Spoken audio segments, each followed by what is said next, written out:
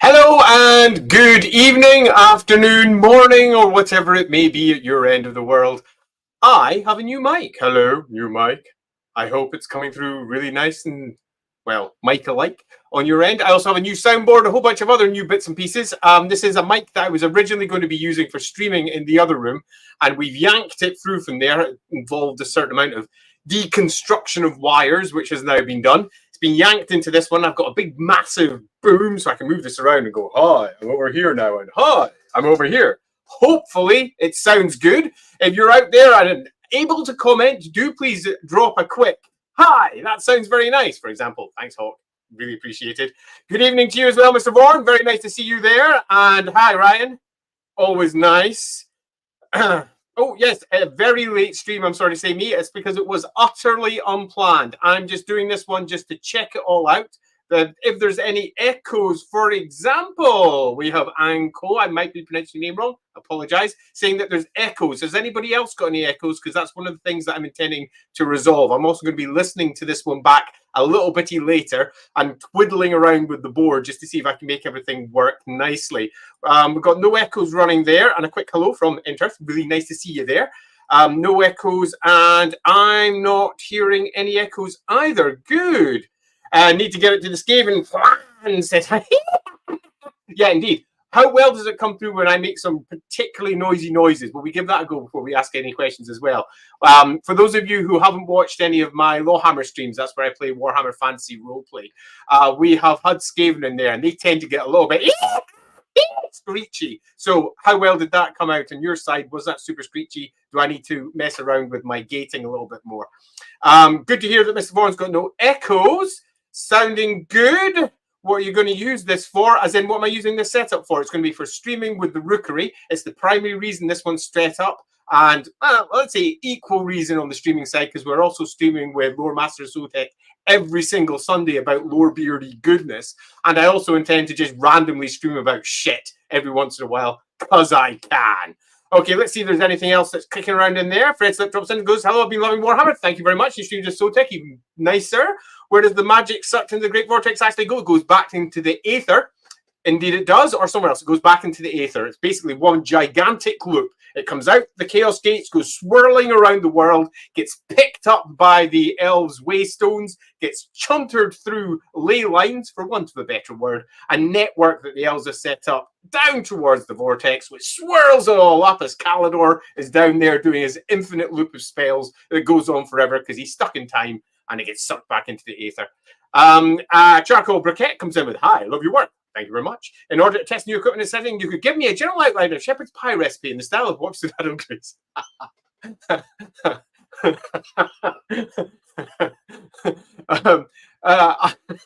I'm laughing because I really love Skaven. I'm not going to do that because I'd rather you all watch the episode with the Skaven on it. You may have noticed the card for this episode had a Skaven on it because I did do a Skaven run through. They're so much fun for one of Birdie's streams in the Tales of Altdorf, and she has a terrible past, and she ended up going down into the Undercity beneath Altdorf, and down there she meets a certain Gracier that many of you may like. So if you haven't watched that, do go watch it because it's a lot of fun. It seems to cut out with the high volume like just then. Interesting. So I've got a gate cutting off there, right? I'll go check that out. I'll particularly listen to that when I'm coming back to it later. So it did cut out quite a bit there. I kept on blowing out the headphone users. Good to know. I'm still a little loud. Okay, good to know. I can easily play around with that. Lot of auto cancellation. Again, easy to fix with. Indeed, I won't fix it right now, but I'll fix it after the stream and have a good mess around and listen at this side. Cuts off at the top end. Thanks for explaining. Can't do Skaven. Do love Skaven.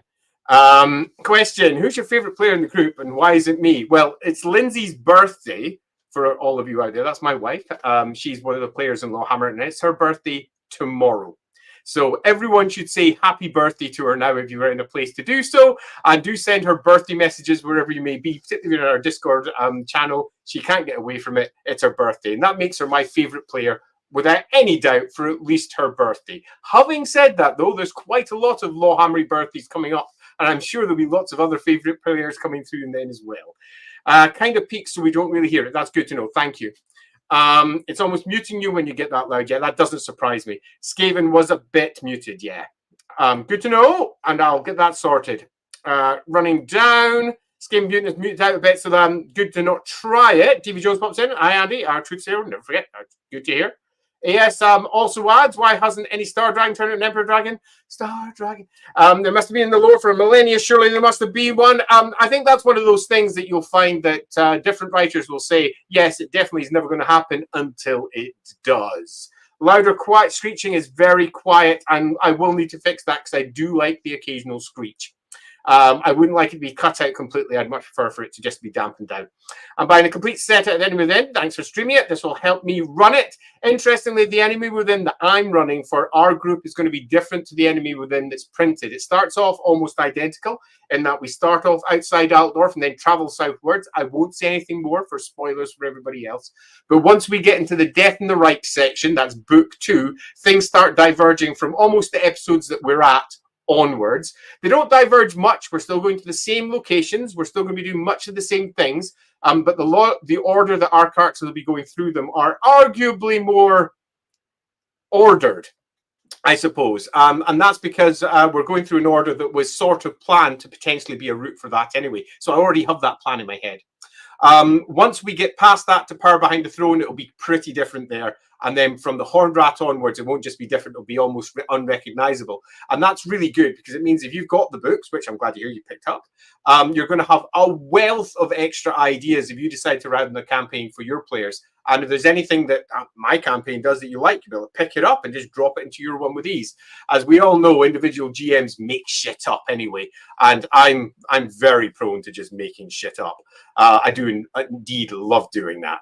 Moving down, the Beard of Lore. I am indeed. I'm glad to hear your law-abiding citizen. I am, after all, assuming that it goes off. I can't see my name. Huh. That's something we're going to have to sort out. Moving down, Aaron comes up with, do you have any plans for Drakenfels? Do you have any inside info on Drakenfels that was to be or never was as far as publishing? And are you Drakenfels' son? I'm not Drakenfels' son. My parents will be delighted to know. There's interestingly an adventure inside maybe the third Ubersreich Chronicles, an adventure written by Dave Allen that I was intending on adding some Drakenfels material to because I felt it needed a little bit of spicing up to add some deeper relevance and to also move towards the end times with what Drakenfels potentially becomes in the end times for those of you who are aware of where that may have gone. And I intended to start sowing the seeds for that if anybody else wanted to pick it up and run with it later. It was going to be using a stone circle outside the town of Geisbach, and I wanted to bring the whole Geisbach aspect of it, what the name means behind it all, and play around with that a little bit as we move towards Geisbach instead. But in the end, that didn't happen because I left the job long before that could occur. But I did have some plans on using Drakenfels and bringing that character, not so much back, but most certainly into a similar position to how it was used in the end times. It was very specific. Skaven ASMR book reading. Oh, I would enjoy that. What's my theory on lumber?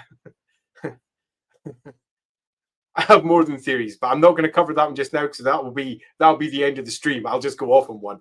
And for anyone out there who knows me, I tend to just go, and then 2 hours later, everybody says, "Well, Andy, you said this was going to be a 10-minute stream. Why are you still on 2 hours later?" And well, it's a really good question. Indeed, before I went live, I was speaking to Lore Master Asotek. We're having a quick chat because I was checking the mic to make sure it worked for this Sunday. And I said, right, I'm going to go live. I'm going to do a quick one, just 10 minutes. And Lindsay was sitting over in the other chair, and Lore Master was sitting on the screen in front of me, and they both burst out laughing. I think that pretty much says more than my words ever could. I actually want to know each race, fashion, cuisine preferences. I love world building like that, as do I. One of the dream projects that sat in the background when we were putting together the Warhammer Fantasy Roleplay, let's say it's plan for all of its releases for its 1 year, 3 year, and 5 year plan. And that was going to be a gazetteer of the Empire.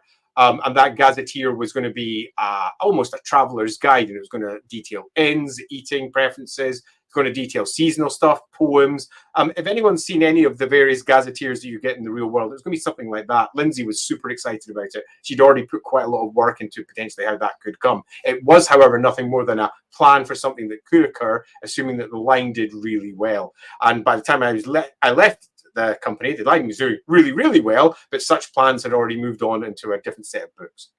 Moving on,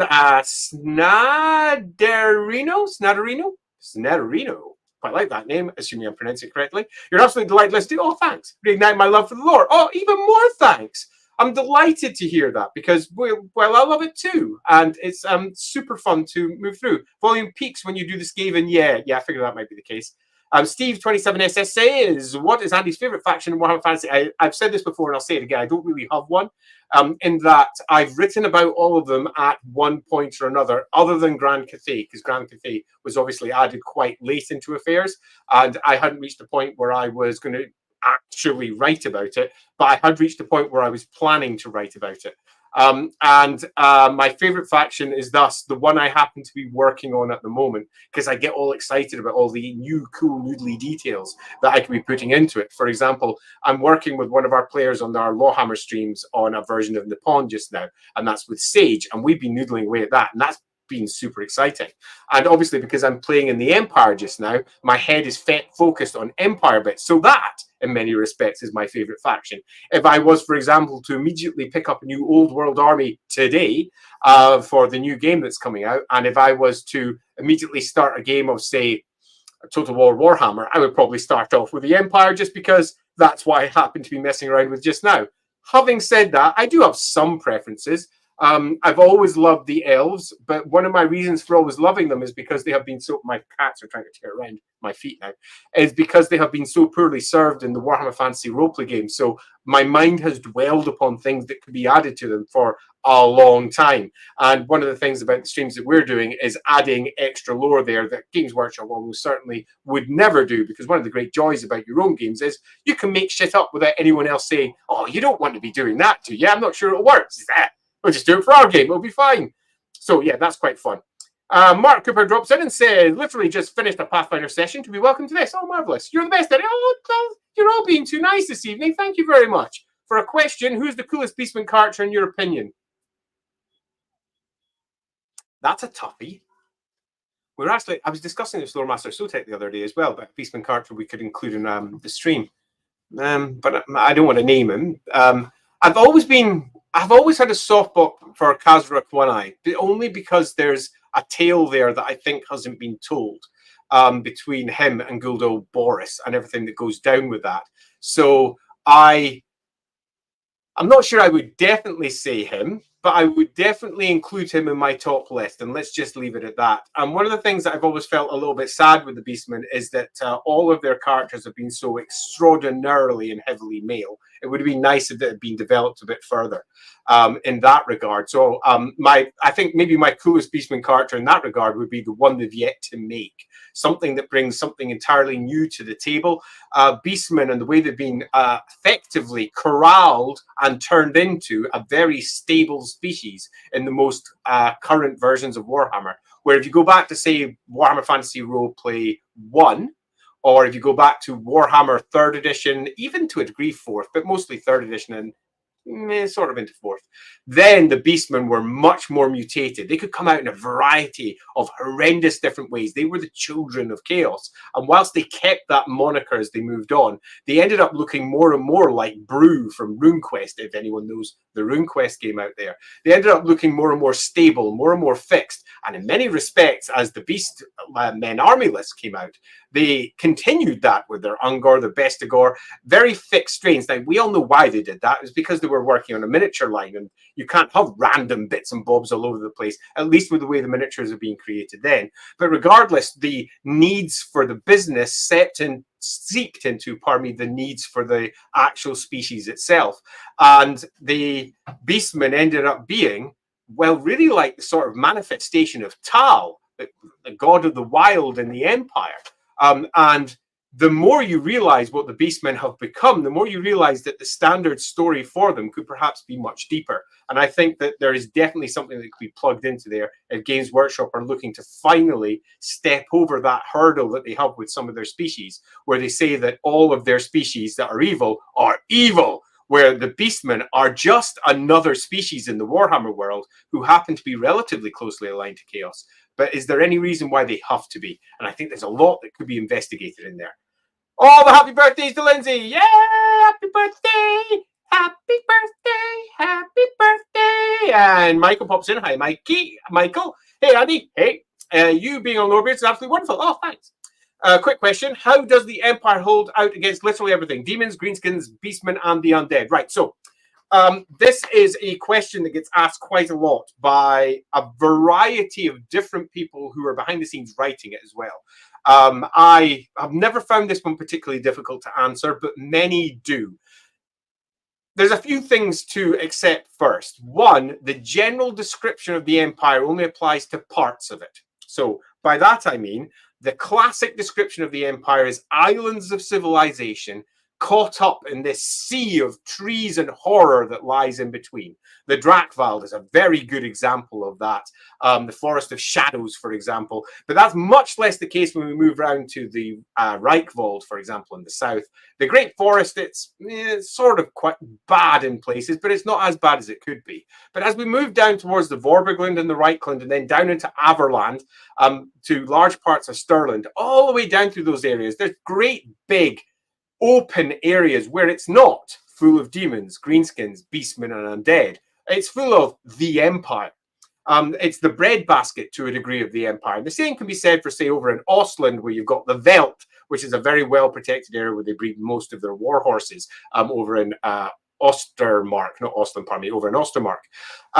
And it's a bigger, more complicated area than many books like to describe, because if, for example, you're looking at just the Warhammer Fantasy Battle books, they only have a page to describe often everything. So and it's all about total war, because that's what the battle game is about. So most of their descriptions are about all the horrors that they're fighting off against. But when you actually look at their histories, you find out that it's like 5 years between that battle and the next one. And that's in a completely different part of the Empire. So far away, in fact, that no one else would have been aware of that battle.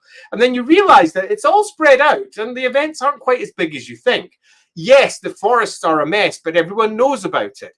Yes, the mountains are full of greenskins, but again, everybody is aware about it. They have got strings of defenses up. They have got the state army system, which is quite above and beyond anything that the real world equivalent of the Holy Roman Empire, or indeed to a degree, the real basis for much of the empire, the UK had, because for all we like to say it's the Holy Roman Empire, most of the actual background that got seeped into what became the empire kind of comes from the UK. Most of the writers that were involved with it were so deeply steeped in UK folklore that it's sort of seeped into the version of the empire that they presented as well. So they've got a lot of defenses, a lot of tech, they've got a lot of magic, a lot of magical items. They, for all they're corrupt and it's all pretty bad, they know what they're doing. And until we hit the end times and everything goes seriously wrong, it's not actually that bad. Most of the problems that the empire faces, in truth, are internal. The constant issues and divisions that it faces because of all the grand provinces having very different histories, very different cultures, and very different opinions as to how they should move forward. And they flash up again and again since the time of Magnus the Pious 200 years ago, whether it's the closure of the colleges of magic and then later reopening of them after the Westerland became the Wasteland and Marienburg succeeded, whether it's individual grand provinces or just provinces between them falling into civil issues. They're often the biggest issue that the empire has to face, not the external parts. The external parts come in and they sometimes come in like a tide. But as we've noted, the undead, for example, Manfred von Karstein doesn't really wake up until almost the edge of the end times. So it's not quite as bad as it looks. The empire is the most powerful, let's call it realm. Nation isn't really correct. States within it perhaps, but nation definitely doesn't feel right. But let's say the most powerful realm in the old world. And they constantly say that in all of the books, yet everybody sort of forgets it. And they go, well, look at all these things they're facing against. Yeah, but look at what they have. one of the big differences between the later versions of the Empire and the earlier versions of the Empire is that all of the cities became much, much bigger. All of them had standing state armies, often at several thousands of troops each. One perfect example of this to show the difference between the earlier editions and the later editions is the town of Griswold. I bring that one up because it's just popped up in my stream. In the Warhammer streams, our characters have passed through Griswold and they've seen the walls and they've done the thing. Now, Griswold, as it was originally pitched, was pretty tiny, a few hundred up to 1,000 or so, not a very particularly large city. But because it was named inside the Enemy Within campaign, it popped up again and again and again through various Warhammer books and White Dwarf articles or in background books as a place that got attacked, until eventually there's like entire armies. At one point, greenskins wash up against it, an army of tens of thousands, and the thousands of soldiers that they've got already stationed in Griswold hold them off with the big wall that spans between the Reich and the Grisen. Now, if you look at the standard example of how that city is presented in Warhammer Fantasy Roleplay, it literally can't do that. It's not big enough. And one of the goals that I had when I was running Warhammer Fantasy Roleplay was to try and bring it up to the same level that the battle game had and to rationalize it, to explain how all of those places could exist and be the size they were, how they got fed, where their bread baskets were, for example, what sort of logistical things did they have in place, and how did the state army itself work. That obviously didn't come to fruition because I left the job, but that doesn't mean I won't do it for my own games. My Griswold is much, much bigger, for example, than you'll find inside the Warhammer Fantasy Roleplay books, but that is very much my own personal version. So, cut a long story short, how does it hold out? It's because it's really fucking powerful, and its biggest problem is internal division, and that's ultimately what the Enemy Within campaign is about. The Empire is such a solid bastion against everything that lies without. The only real threat that it has is the threat that comes from within. The Enemy Within. I think that's what the whole thing's about. Hey, more happy birthday, Lindsay's! Enter Trots in and says, I read the blog about the trolls and putting careers in them. Yes, indeed. What career would I put in creatures like Basilisk and Manticore? So those were meant to not so much use careers as just use creature traits to boost them up quickly. For example, you'll find at the back of Warhammer Fantasy Roleplay a bunch of generic traits. It's out at the very beginning of the Bestiary chapter, and there you'll get things like big, or I can't even remember what half of them are, like a skilled warrior, whatever they are. And they were supposed to be just quickly added on. That, however, was a patch. That was a quick way of building monsters without having to spend any time doing it. Because nobody wants to spend, I don't know, 2 hours building up the next creature that their PCs are going to face, only to have that creature get killed within 2 minutes. It's a waste of our time. We GMs, I am obviously a GM, we are looking for fast, quick resolutions of our NPCs, and then we can add extra detail later if this NPC comes back again and again and again. So that was meant to be picked up inside the Bestiary. What I imagine is now the Imperial Zoo book. I mean, it's largely following the same sort of model that we had at... let me just quickly bring that one up. There we go. It's largely following the same model that we had originally designed. So that's where it was meant to be covered, and a whole bunch of extra simple blocks were supposed to be offered there. Now, the concept of a block to boost your NPCs was offered in 2nd edition Warhammer Fantasy Roleplay, and to a degree 3rd as well. And we were going to add a bunch more of those. I think there might be some in there, but that's loosely how I would do it. I wouldn't really be using careers. I'd be using simple traits just to boost it up and turn it into a bigger, nastier version of itself. In some respects, you can just do that using the optional trait system that you'll find inside the system already. That said, though, be wary. Basilisk manticores are very big, and the more stats you add to them, the enormous amounts of damage that they can turn out. More happy birthdays! David Jones goes, oh. Ryan goes, happy birthday, Lindsay. I hope you got plenty of elf bullshit as a gift. I'm actually considering doing some elf bullshit for her as a gift, because you kind of can't help that. All the happy birthdays. I'd just like to say thank you all for all the marvelous happy birthdays. Let's just bring up a quick one from Christopher there. Has Sigmar ever had, thank you very much, Christopher, by the way, you rock, ever had interactions with Dragon Emperor and Cathay? Or have they, so I can't answer this with any authority because Cathay was added later into the process, and the nature of who goes where will change. For any of you that know the background of the various characters that have popped up over the course of time, you'll know that they massively change as different writers grab them. For example, just look at Karl Franz. Karl Franz originally was a weak, decrepit emperor that was set up to fall in the Enemy Within campaign and be replaced by Sigmar Reborn.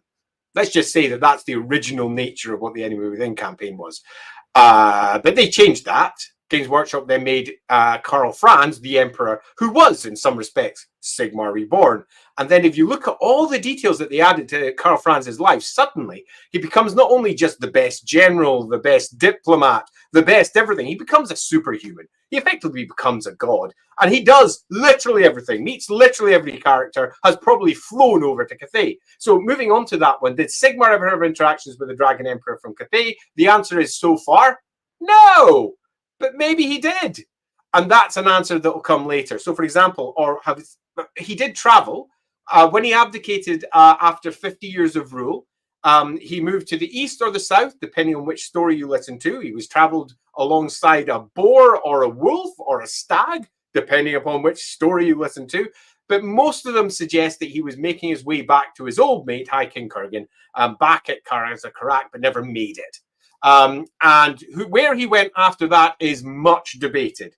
What is certain is Johann Hellstrom, the first Grand Theogenist of Sigmar, came back about 18 years after that and said, hey, Sigmar, he went off, he was crowned a god. Oh yeah, big crown on his head. There have been some details as to where he went and what happened, but most of those have been in roleplay books, and most of those have been contradicted by other sources.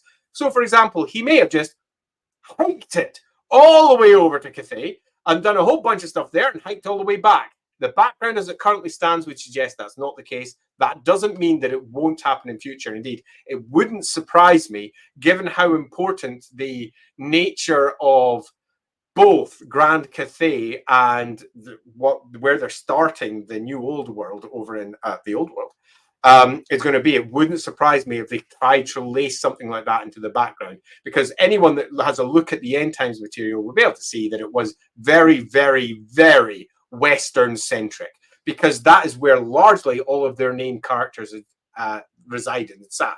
What happened over in the East or the South, or indeed almost anywhere else, who really knows, other than nuclear explosion, the whole thing was blown up, because it was much easier to say that than it was to actually go into the depths of what was over there. Right, so where were we? Good evening, Andy. I don't actually need to go back one, don't I? On the birthday, what are some fun things to celebrate one? So in the Warhammer world, birthdays, at least in the Empire, birthdays are the flip of what you'd expect. You don't receive gifts in your birthday in the Warhammer world, you give them. And you make praise to Shalia, you make offerings to Shalia for the mercy of her letting you live for another year, for keeping her dad more away from you. And you give gifts to all of your close friends and all of your political allies, which is a really nice way of snubbing people if you happen to be a noble and you want someone to very much be aware that they don't have your favor. But when birthdays come round, it's a gift giving rather than a gift receiving. And I think that makes for quite a fun difference. In one of my previous campaigns, there was one character, Lindsay's, who thought that was bullshit and wanted nothing but presents on her birthday. Boat Person pops in. Hi, Boat Person. Happy birthday, Lindsay. Absolutely marvelous. Tiger comes in and says, Andy, in last live episode tech, you covered possibilities of true resurrection spells. Yep. What about time travel? Yep. Is high magic able to do that? Accurate jumps, or is it too much for the Warhammer world? It's not too much for the Warhammer world. Indeed, time itself is broken in several parts of Ulthuan. And I won't say that it is a wise thing to do, or indeed a clever thing to do to try and bring it into your game. But if I was a GM and I felt that it would serve the story and the nature of the paths that my PCs were going on, I would not be afraid of that sort of thing. The setting as it stands has many examples of where time itself is broken. And the biggest one where it's consistently broken is the Aether, because the Aether, where the demons come from, call it the warp if you will, call it the realm of chaos if you will, over there time does not exist as we understand it. It is an infinite realm that is timeless. You could argue that a demon has always existed and has never existed. When it comes through to the material realm, it is forced to confine itself within a set of material laws that are so alien to it that it's no great surprise that demons of Khorne go mental and go around murdering everything. It doesn't really matter if they were blood god minions. They were almost certain to do it anyway. They're so confused by what's around them. And other demons really like it. And that's often been the case for Tzeentch demons in particular, who really like the fact that the order of the material realm allows for schemes, allows for their nature to manifest in a way that it just doesn't in the Aether, where dreams themselves are reality, emotions are reality, everything is possible. So they've got the infinite before them, and anything can happen. But here it's fixed in a strange set of rules and laws that really appeals. And equally, Slaanesh demons are known for liking what lies on the other side. Nurgle demons for very different reasons. Khorne just goes mad. So to cover this one, is high magic capable of making that? Now, high magic specifically doesn't have accurate time jumps, but it does specifically have spells that have broken time. Take a look at what Kalador did with the Vortex. It's worth stating, though, that the magic that Kalador was drawing from was pre-Vortex. So we're talking when magic was extraordinarily powerful and possibly completely different. We're talking when magic was not being siphoned from the world by the vortex that he creates. So the workings that he could bring to power are potentially much, much bigger. So can that happen? Yes. Can time break like it does up in the plane of bone or right down by the vortex itself at the center? Yeah, it can. Is there magic that can look into the potentials of the future? Yes, there is. Loads of celestial spells do that. Is there magic that looks into the past? Again, yes, there's loads of shyish spells that do that. So, loosely speaking, the answer is yes, but the power required would probably be extraordinary. It would be a singular event, something that would be not reproduced to any great degree, but would certainly make, I think, an interesting story for a novel or an interesting story for an individual roleplay adventure, but it would have to be a relatively epic one. We're not talking about the bunch of sturdy little adventures that happen to chance upon a little plot here. We're talking about some workings of the old ones, something that a great elven mage is attempting to bring to pass, something that maybe a dark elf is doing in their attempt to sink Ulthuan or some other silly nonsense, but you're looking for something pretty epic. Moving on, more happy birthdays. Happy birthday, Lindsay. I hope you're watching it, Lindsay. Hawk Oddly does come in. What would a birthday look like in the Empire? I think we've covered that already. It's a celebration that's a little bit of the reverse with the way that gifts work. Yalab goes, almost missed the heck. I'm glad that you're here, Yalab. It's always good to see you. Squat's come in and says, happy birthday. I'll admit that one of the reasons I'm still carrying through this is to get all the birthday messages for Lindsay, because it is fun. So much for 5 minutes. You were right. Or my 10 minutes. Lore Master, if you're out there, I'm already 3 times over what I said I do. Are you surprised? Charcoal Briquette comes in. Everyone in the Trots is insanely light in the ground, especially considering what you've done with it in the campaign. Any extra details you'd like to give us now? Right, so I've already provided some extra details on the Trots, and on that, I will bring up a link for it so that you can go take a check for it for yourself if you haven't done so already. Now, over on, let's see, where did I put it? Put it over in World Amble. If anyone out there doesn't know what World Amble is, I'm about to give you a quick advert for World Amble because it is the freaking dog's bollocks. So I go Warhammer World Amble. Now, my World Amble example is not to the dog's bollocks because I'm still figuring out how to make it all work, and I also don't have much time. Most of my time is spent in rookery business just now, so I haven't actually done anywhere near as much up here as I would like. But for example, if I do a quick copy paste, here is my article on the Trots Marauders as an alternative copy paste. Hiya, that's my other stuff. Am I crackling? Am I crackling? How crackling? Like badly. Is that popping up at the bottom of the screen there? Is people mentioning it? Well, me, Lauren, are all watching. So it's kind of RIP. Oh, Mike is angry. Okay, that's disappointing. Right, so this is why we're doing this stream. Right. So intern has been sent. I'm going to do a quick wire check. I'll be back in a second. Is it better now? Is it better? Is it fixed? Okay, then. I've done literally nothing. So I have no idea what's causing the crackle. Was the crackle just me tapping on my keys? No, it was like crunchy. Ooh. Ooh, okay. Well, good to know that something went wrong. Hopefully, the comment I post up, Trots Marauders, is up. There is a variety of other articles up there about the Trots if you're interested. The big things to say about the Trots is that they are, if you want to imagine them from the perspective of other media, and I really hope my audio is still doing well, think of a cross between the Boltons from Game of Thrones. Oh, they are really awful when you get to know them. And actually, no, they're a really good start. Mix them up possibly with the Mountain. Yeah, that'll do for Absalom. I remember having a discussion with the author of the section on, I think it was the section of, was Jungfreud section? I seem to recall it was, I'm not sure where they put it. It was in Ubersreich Adventures 2, perhaps, at the back, the section on Black Rock, the Duchy of Black Rock. But when I was discussing it with them, I discussed the entire set from Shalgree through to Absalom to Zeneker Trot, who they are, what they're doing. I put a chunk of that up on my blog. So do go have a look at that if you're interested in it. Let me also pop over there from Godzilla. Thank you very much, Godzilla. Greetings, Andy. Wanted to know if you would consider doing a stream, whether by yourself or with Sotek, on technology and Warhammer, Dwarf Gunpowder, Skaven stuff, Chaos Dwarf Industrialization, and the Lism and Artifacts. Yeah, actually, I think that'd be a really good stream, Godzilla. In fact, I'm going to go slightly further and say that I think there is a lot to say here, because technology in Warhammer is a little bit borked.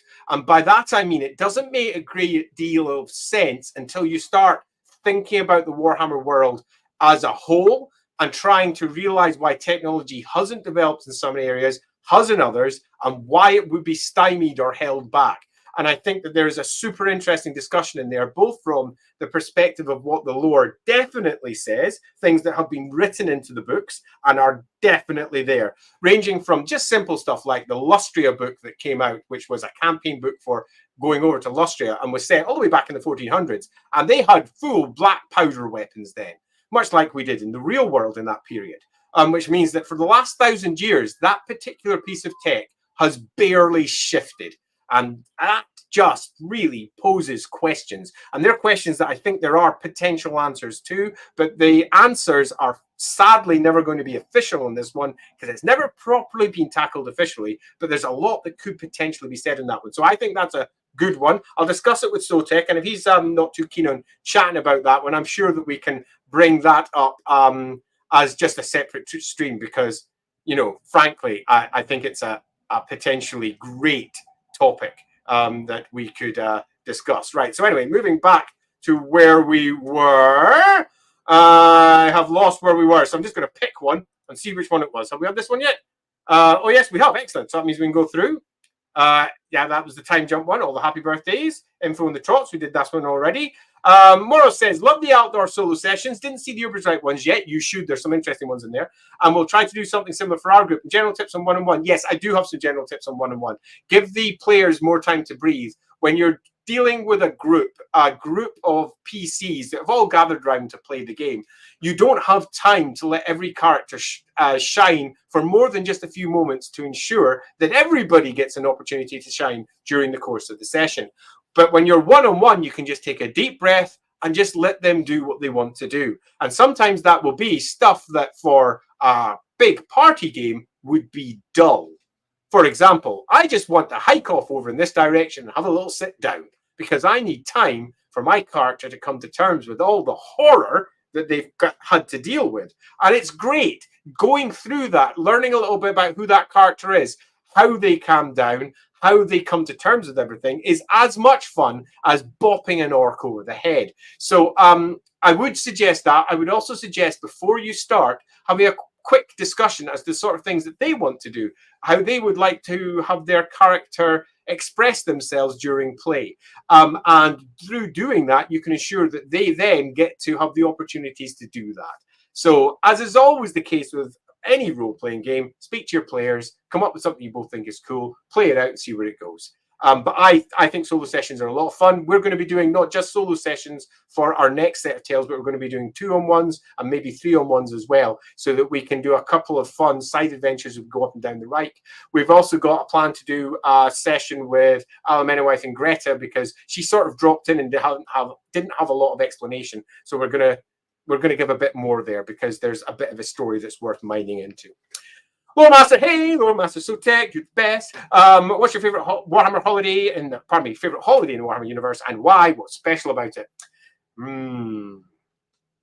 That's a toughie. There are so many good ones.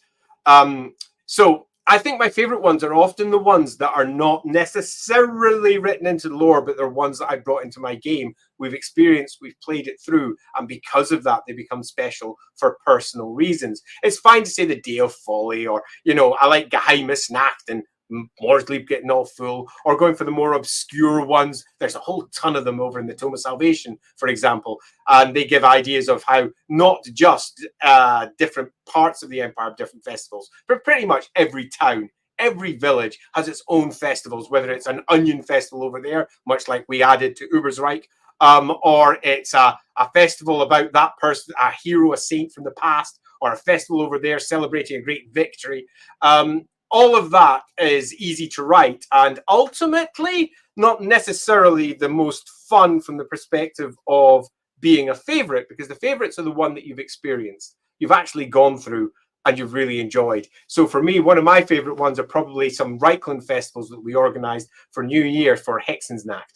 And I was going to write them into the background, but I just missed out. I think they're not in. We're going to do it in the Death in the Reich book, as I recall. That's what the plan was, where there was a host of things that various Reich festivals did. Do I want to I'm not going to detail. I'm going to bring that one up in the stream because I really like it. But there's some mask wearing, there's some titillation, there's a lot of drinking, because who really wants to be sober on Hexensnacht? So yeah, lots of fun there.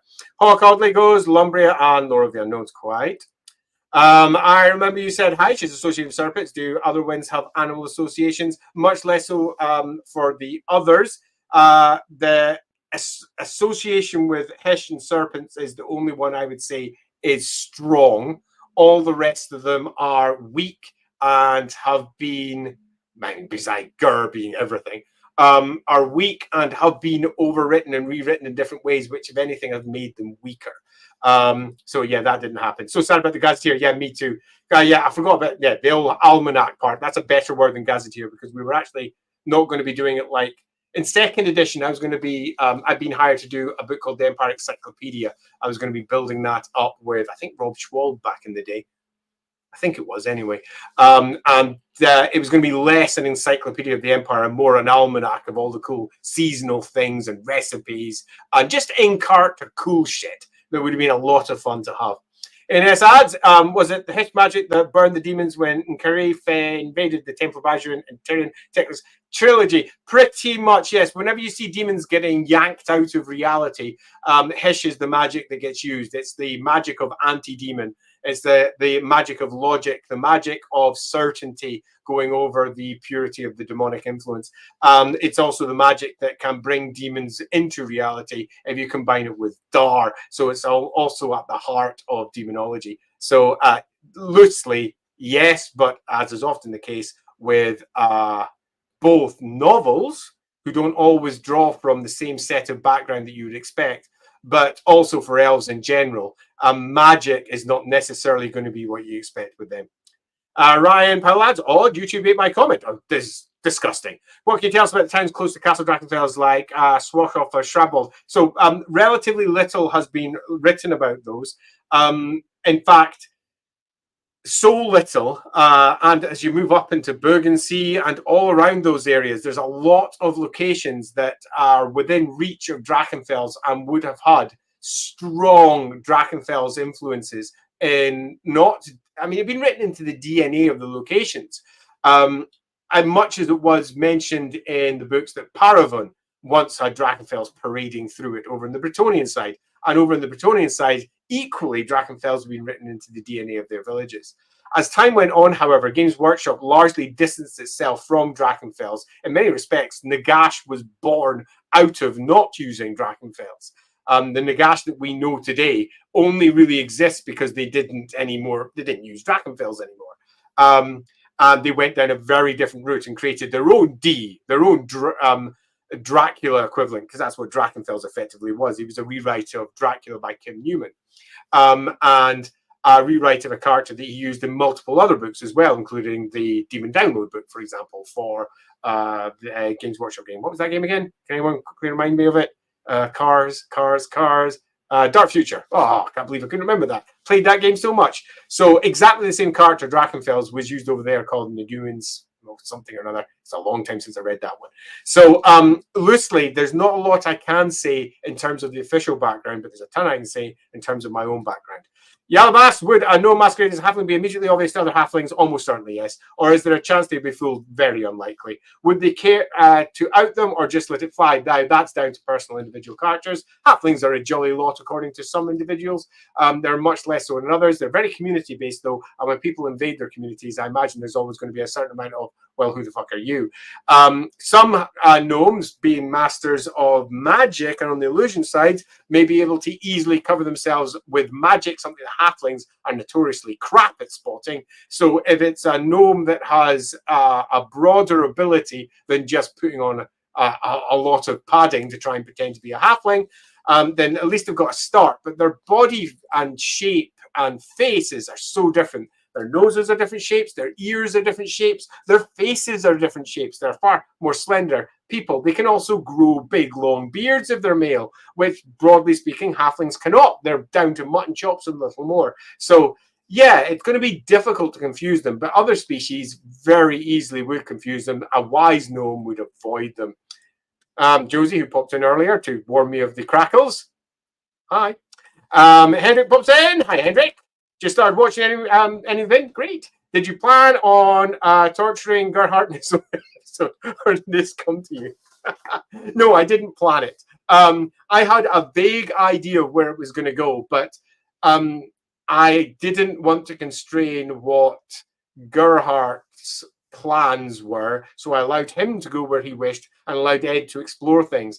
I was aware of what was happening in the city, and if he chose to go in the directions where those people who were very interested in him were also interacting, then they would definitely fall on him like a ton of bricks, and I think they did. Jacob Briquette, more laws, there's so many of us. The book person comes in as I was wondering, there any thoughts on what pre-unified Bretonian culture looked like? At our table, we kind of settled on a kind of Gaulish Norman aesthetic. I'm keen to hear your thoughts. I don't think that's necessarily a bad route. It would be, in Games Workshop, they'd probably throw a ton of asterisks in there as well because they couldn't help themselves, depending on the nature of the writer at the time. Yeah, that wouldn't be a bad aesthetic. I mean, if I was sitting down and doing it, can you come back at me on that one? Because I wouldn't mind having a think, because I don't want to just go with, oh, I'd lift something from the real world and make it that, because I wouldn't. What I do is I do myself a history dive. I love those. I take a look around at all the crazy stuff that happens in the real world and then think about how you could use that to build something that makes a lot of sense of what became Bretonia there. So, yeah, let me think on that one. Aaron pops in and says, "Is Nepal the only new turf you're going to write about in the near future? What's going to be? I'm not going to answer that one. Let's just say probably not going to be the only thing we do." Yelp, praise interns, they are the best. Colin Mears comes in. What's Andy's favourite child in Warhammer? I'm not sure. As in, what's my favourite thing in Warhammer as a whole? That's tougher. I think I've said several times they're all my babies as I'm writing individual parts. I'm notorious for having things that I love and I've worked on more, but I don't really have favorites. It's a really difficult thing for me to drop down. Yes, is Luther Harkon, what is they doing in Austria and what is his plans? I think that that's going to be down to the writer of the time. I would actually suggest that Andy Hall has a better idea of what's going on down there, assuming that he's decided what he's doing with that character. But to a degree, it almost doesn't matter, given that his game largely deals with the world going boom. If we were writing it for the roleplay game, though, and I was looking to do something, I would dive down really deep, because there's a story that needs to be told there, and not just about vampires that look like Pirates of the Caribbean happening to be butting up against a bunch of potential Amazons, maybe elves from Arnheim, pardon me, and a bunch of lizardmen and Skaven, perhaps. The big question is why, what's going on, what's the story? And I think my question is similar to yours. What is it? And I would sit down and I would build one, but I haven't built one for myself. The stories that have come out so far are relatively shallow. Laurie, another one of my daughters, hi, drops in too. The laws are expanding. And he's a beastman because he is, oh, they go, oh, thank you. Has asked Christopher, has Sigmar ever had interaction with it? We've already covered that one, and thank you very much for the question. Josie, I love the lore. I'm watching the streams. It makes me feel at home when I'm away at uni. Oh, thanks. And I'm really glad that that one works. Hi, Josie. She's literally over there. What's the most epic dude in Warhammer Fantasy? Oh, that's a little bit like saying how long's a piece of string? It's one of those questions that's really difficult to answer. And everyone's definition of what epic is most certainly different. It's very easy to just go, oh, yeah, Mazda Mundai. Yeah, let's go for that sort of. Nagash. No, Nagash. Definitely. Wait a minute. No, Dragon Emperors. There's so many options for the biggest, baddest thing that I would say almost certainly there isn't a most epic dude, and everybody's got their own preferences, and you'd be better just choosing yours and shouting the word fight and giving it a go. Do I play Total War Warhammer often? Well, as often as you can. Ha ha ha. Yeah, tell me about it. If so, what facts am I? So I'm just going to cut by and say I haven't played it for ages, and I'm being pressured to do so by all sides, and I'm going to. I'm waiting for my new PC. We're going through the process of ordering it. My PC is about 7 years old and I can run it, but it runs a bit crap. And if I'm going to run it, I'd rather just dive in with a really nice PC, run it properly, maybe even stream it as I go through and chat about everything that comes up and the bits of lore that I love and the bits of lore that make me go, ooh, and be all excited because there's huge chunks of Total War that I'm utterly unaware of.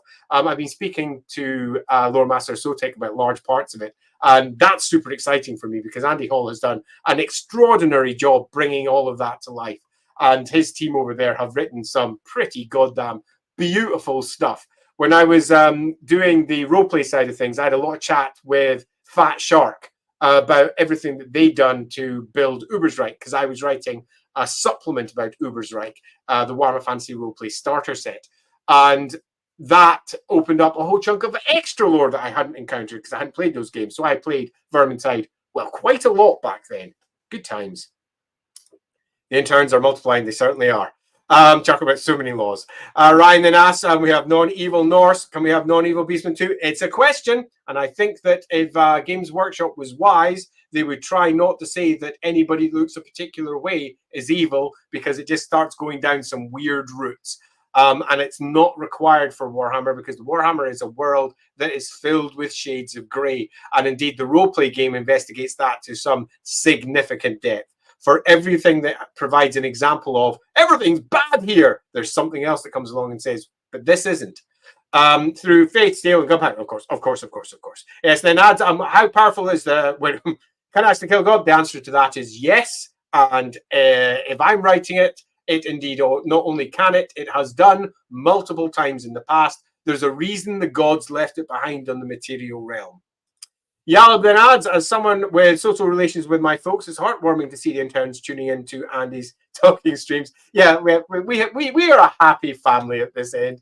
Scott's Infinite says the Empire should have some really big Clydesdales, honestly. They've got some really big. I did a big article about Warhammer horses and included like a big Mootland Shire in that, for example. Truly huge Clydesdale-style horse.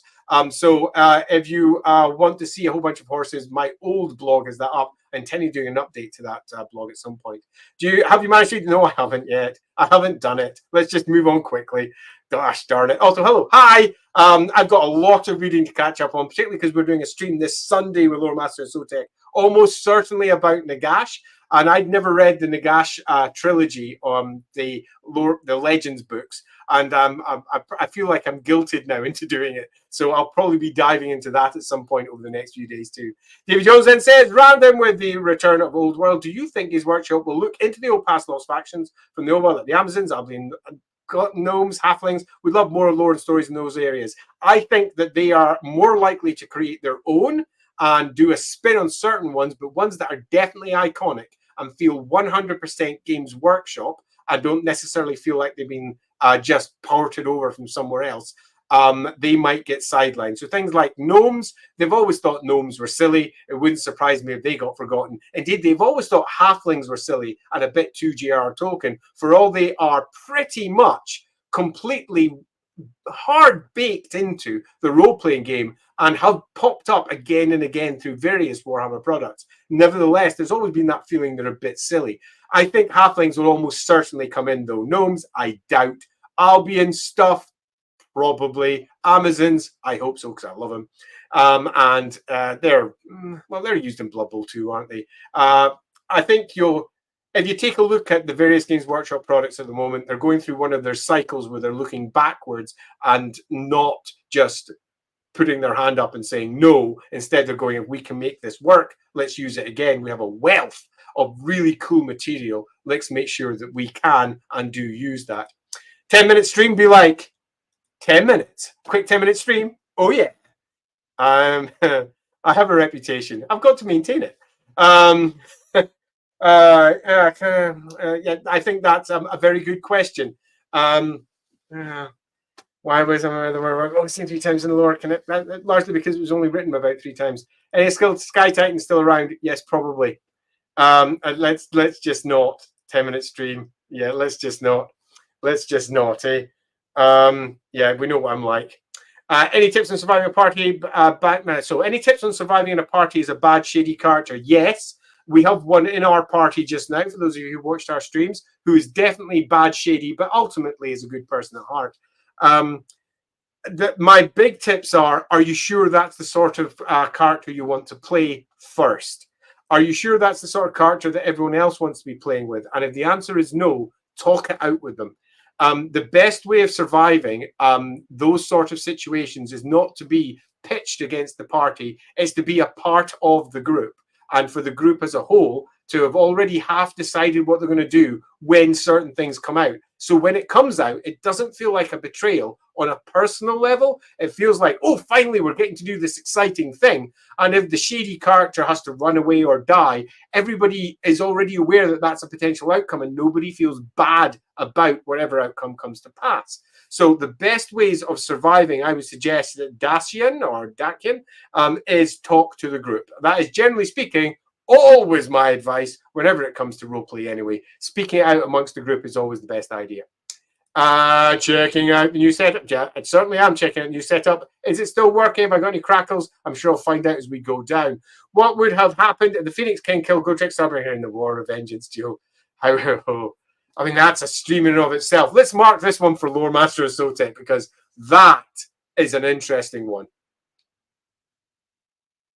Oh, the ramifications are super interesting. The more I think about it, the more I'm like, oh, Warhammer Elseworlds. Yeah, that could be pretty cool.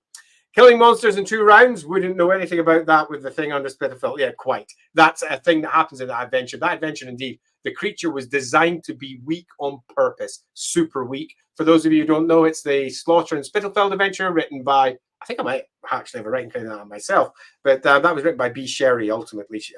They did the vast majority of the work on that adventure.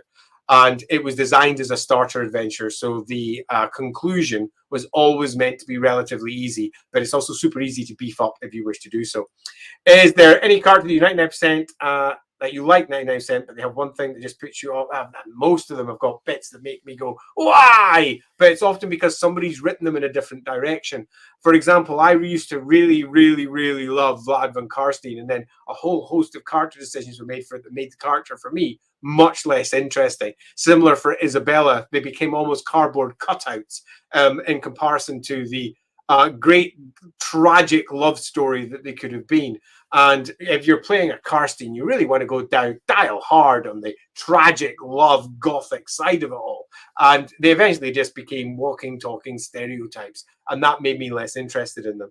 And you'll find that that's often the case with many of the characters. The novels can often add depth to these things, but sometimes the novels go in such crazy ways that I'm left disliking what the novels do. I wonder if that's going to be the case when I go through the Nagash books. And how does Astalia Antillians treat people with magical talent? And how is a mage from abroad treating the Empire? Badly. So Estalia and Tilia had never had its magical traditions properly nailed down. I did a lot of nailing down on the religious front when we were doing the Tome of Salvation book with Myrmidia. And Myrmidia was made the primary goddess of both Estalia and Tilia, both of whom claim that Myrmidia was born there when she chose to arise around about 300 Imperial calendar as a mortal and then conquer both sides. Both claim that it was a Tilian or an Estalian that conquered the other side, and then both fractured into princedoms, kingdoms, or whatever, and developed into their own cultures after having been bound together in the past. The actual magical traditions are pretty much untouched. There's lots of individual characters that have popped up in an article here or a novel here, but they don't have the colleges of magic down there. So how do they do their magic? I was really keen to dive into that, but unfortunately the Warhammer Fantasy Roleplay plan did not incorporate doing the old world. The plan was going to be the enemy within and then go over to the new world. That being the case, I never really got an opportunity to do that. But if I did, they would have a variety of their own ancient traditions that did a whole variety of different things according to their individual backgrounds, and that would have been a lot of fun. The much easier one is to answer is, how's a mage from a bod treated in the Empire? You are not going to be well accepted by most quarters. You had best make damn certain you never cast a spell. We, to a degree, covered this in some places here and there. For example, in Adventures Afoot in the Reichland, a couple of Cathayan spellcasters come over on holiday. They're a pair of now very old women who are married, and they basically have a good jaunt around Ubersreich and around through the canals down by the Grey Mountains, and they are old and they do not care about the local traditions, and they're casting spells, causing all sorts of problems, but they're also diplomatically sensitive because they're related to very important individuals back on the other side of the world. So PCs obviously get sent to try and cover this all up, as is often the case for PC jobs, because they're just not well accepted. It's illegal to cast magic in the Empire without a license, and you will not get a license if you're a human unless you've been through the colleges of magic, which means that ice witches, for example, when they come over, are not supposed to cast their spells without having a license. The only species that has real clarity here as to what they can and can't do are the elves. All high elves automatically get a license if they ask for it when they pop over to the colleges because, well, they help form them. Happy birthday, Lindsay! Happy birthday, Lindsay! Happy birthday, Lindsay! Louis says, hey, Andy, I suppose I said your name right, maybe. Do you know who invented gunpowder in Warhammer Fantasy? That's a question and a half. I've always read it was the dwarves. That's because some books say it's the dwarves. But the ancient Sky Titans also had cannons. Yes, they did. And Cathay also has it. Yes, it does. Where did they get it? Oh, that's a question. I think it's, if you want to take a holistic view, no, let's take a drawback view. Gunpowder has probably been there pretty much since the beginning in one fashion or another. If you consider that the dwarves came from an era of high technology during the times of the old ones and have collapsed since that point to what they eventually become, the technology of black powder has probably been with them almost since the beginning. And the same can be said for most of the other grand civilizations that were around near the very beginning. So who invented it? If you want an answer for definite, the only one you could clearly say is, well, if it's been around since the beginning, the old ones were most certainly responsible. So it's around there somewhere. They did go to war, after all, with everything when the gates collapsed. So were they using some form of black powder during that period? Probably. Is it a secret that got passed down to the dwarves? Almost certainly. Did it get passed down to other parts in the old world and beyond the old world, into the east, into the south, over into the further west? Almost certainly. So the gunpowder question is one that has been poorly tackled by lots of books, and each one has often made a different claim. Lord Master Swordtech, Carl Franz is a professional damsel in distress. Totally is. He has to be saved by others so often. He totally does. Have you written anything about Cathay? I have not. Let's make that 100% clear. Indeed, my Cathay knowledge is currently still quite poor. I'm pretty much boning up on it as we go. How much do you think it'll be similar, and how much do you think it would be different from the current Cathay we know now? So if I did anything, you mean in the past? Oh, it would have been completely different. The Cathay that we now have now, the Grand Cathay that got built, is quite different to the Cathay that we were told that we could gently write about in, say, for example, Warhammer Fantasy Roleplay 2nd edition. And whilst parts of it, key concepts have come through because they are key concepts of what I suppose Eastern mythology would present us. Eastern mythology, at least as we understand it as Western people. Some of those have landed, your yins and your yangs and similar. Dragons, various emperors, whether they be monkey, dragon, or whatever. Lots of that's come through, but it was very, very different. Zachary comes in and says, do you think the Dragon Emperor, kind of reluctantly added with the old one, seeing as how they came to his planet and messed with it so much? No, I think the story there is much deeper than that. And it's probably worth investigating. I'll be keen to see what is done with it when the old world eventually comes in, because they're going to dive deep into the history there. Finally, get to play Enemy Within. Delighted.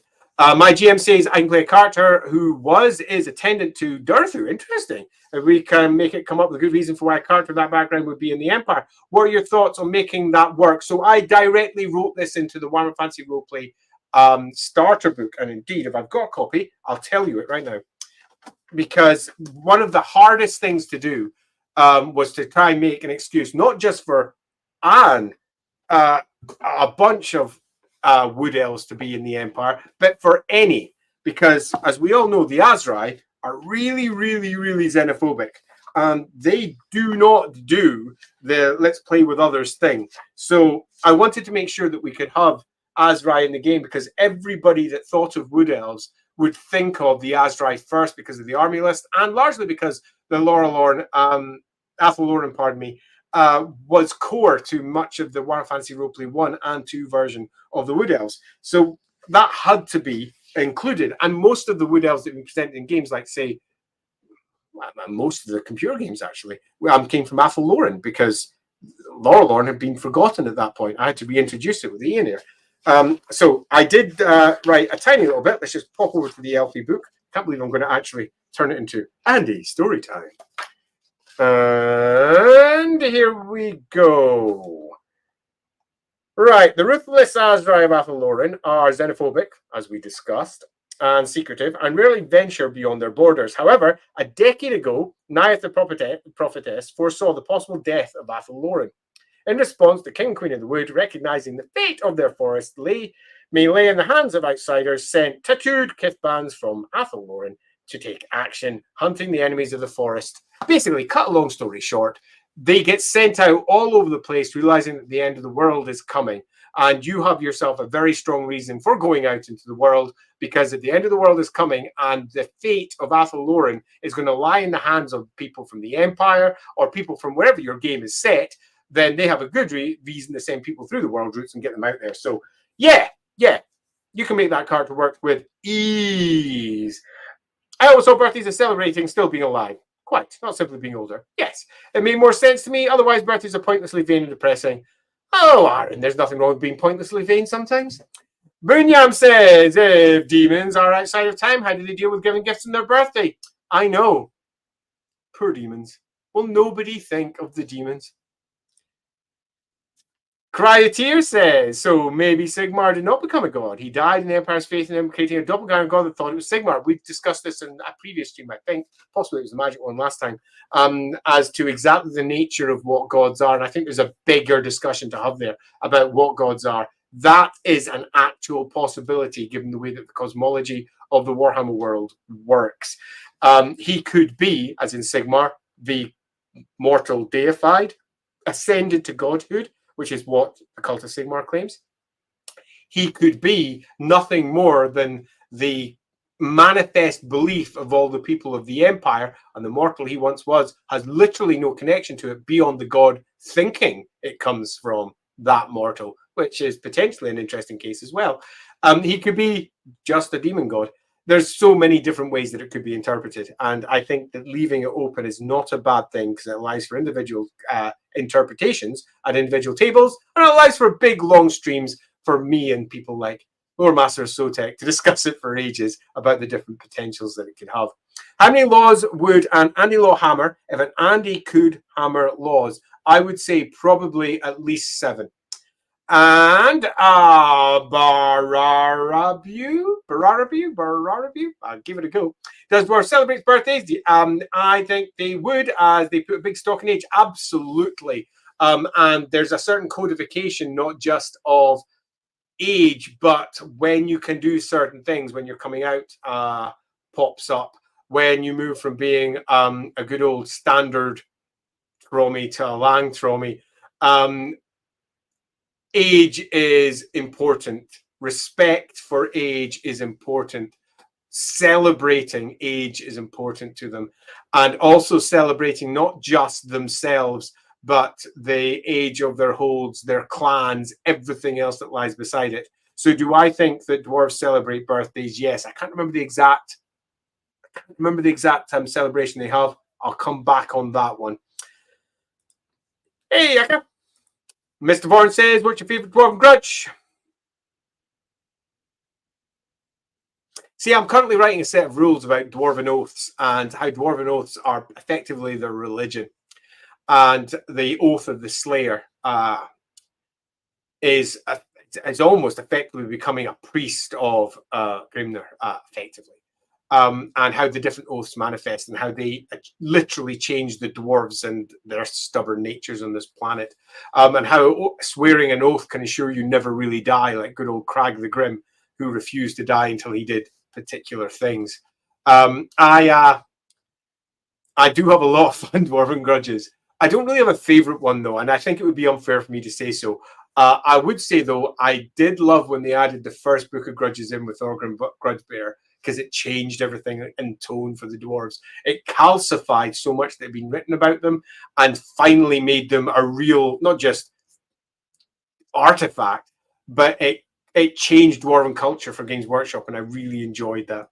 Yakin adds favorite elven god on the. Really don't have one. I love the elven gods. I'm writing a bunch of paths for all of them just now. Currently working on the Path of Azurin at the moment, and as I've said multiple times, whichever one I'm writing about is the one I love most. Lindsay's character Ala Menowith in our streams, she repeatedly talks about Ladriel and what the Mistwalker is, and I've written quite a bit about that one too. In fact, I should really post her career up because that'd be interesting. Does Egram Van Horseman have any interaction with Kislev across his lore? Not that I can recall, but that doesn't mean no, and I'm sure there's someone out there who immediately say yes, it happened here. Egram's lore, I have a different take on Egram anyway, so I tend to be a little more dismissive of the lore that doesn't match the things that I like, as we all have our favorite characters, and I'm sure that when I read the Nagash book, there's going to be parts in there that I go, no, that's not how it was. It definitely wasn't like that. Indeed, before this stream went on, I was speaking to Lore Master of Sotek, and he was saying how he was reading it, and he'd read some events, and he was like, pretty sure it didn't happen in that order. Went off and checked, and he's like, it didn't. What's going on here? And that'll annoy me too. And that's often the case with Egram. Egram's a character that has had his dates moved around repeatedly. He's had the point when he rebelled, for want of a better word, all the way back deep into the 2400s, or alternatively in the early 2500s. And different books, different army lists have all rephrased it in slightly different ways. So, yeah, I have an opinion on Egram, perhaps worth a stream at a later date. Can the Chaos Gods physically appear in the Warhammer world, and why haven't they before the end times? So this is written in multiple places that the Chaos Gods cannot, literally cannot. Even if they wanted to, they cannot do it. They are definitely viewing it. The God's eye is out there, so to speak, and they have plans which may be basic to more complex, depending upon the nature of the deity at hand. But they are pretty inscrutable. They are chaos gods, after all. They're not gods of order. They're not gods of making sense. They're not gods of doing the right thing that everyone will understand. So there's that.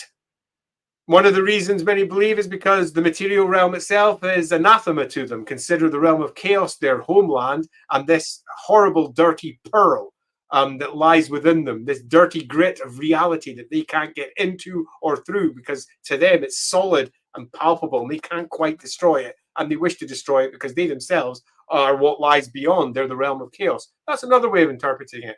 Another way of interpreting it, which has been written in several places, indeed I've written this one into a few books, is that the Chaos Gods are quite literally trapped and are incapable of breaking through into the real world, and their attempts to do so since the very first incursions with the Great Catastrophe at the very beginning are all down to let's say a disagreement between the gods and how they should do things, and that the Chaos Gods eventually lost that war, and they continued regardless of the fact they lost until eventually they win in the end times.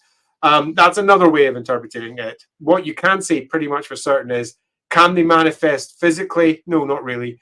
But greater demons are nothing more than extensions of their will, regardless of whether they have their individual sentiences, because they manifested in the real world. In the greater realm of chaos, that big swirl of what lies beyond, you could argue the greater demons are nothing more than parts of that individual little eddies in the greater storm that is those gods. The heir of Venerian says, what's your thoughts on vampires? Dead or alive? They're dead. Next says alive. Well, most analysts say no. Yeah, they're dead. And they're dead by any classical distinction of it. However, are they moving, doing, and such like? No, they're totally alive.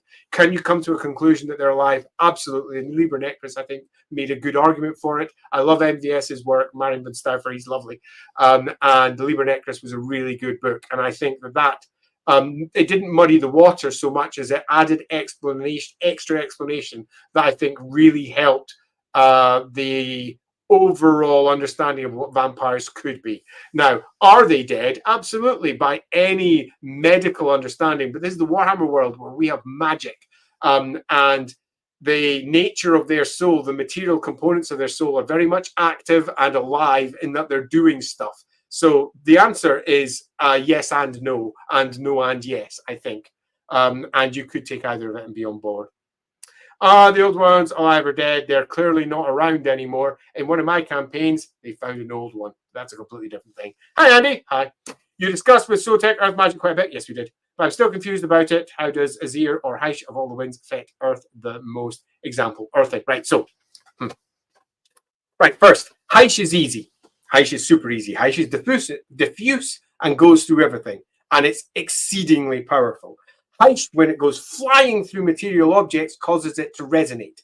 Heish is gathered by,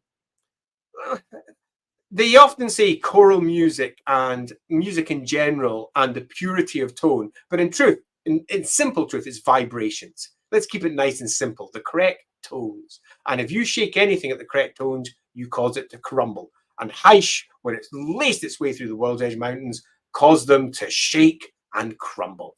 Azir was, I love this still, Azir was attached to stone for the Cathaean material, for Grand Cathay, when they were discussing their elemental winds. And I had been looking for some time to create the elementalism as it was back in Warhammer Fantasy Roleplay 1st edition and Warhammer Fantasy Battle 3rd edition, Earth Elementals. But you can't really do that with the 8 elemental winds from the Winds of Magic as they're currently presented. And I was finding it a bit of a pain. I was going to do it one way or another, but I hadn't decided exactly how. And then along came good old Total War. And it went, yeah, Earth, that's Azir. And I was like, what? But Azir's that's the through the sky, bolt from the blue, lightning, lightning grounding itself into the earth. It's grounding itself into the earth. The lightning's attracted to the earth. It's zapping right down into the earth. Oh, I can use that. It's earthing itself. And that's where I started going, okay, I can make earth magic work with this. The connection that works through from there. Your earth elementals could be tied to Azir.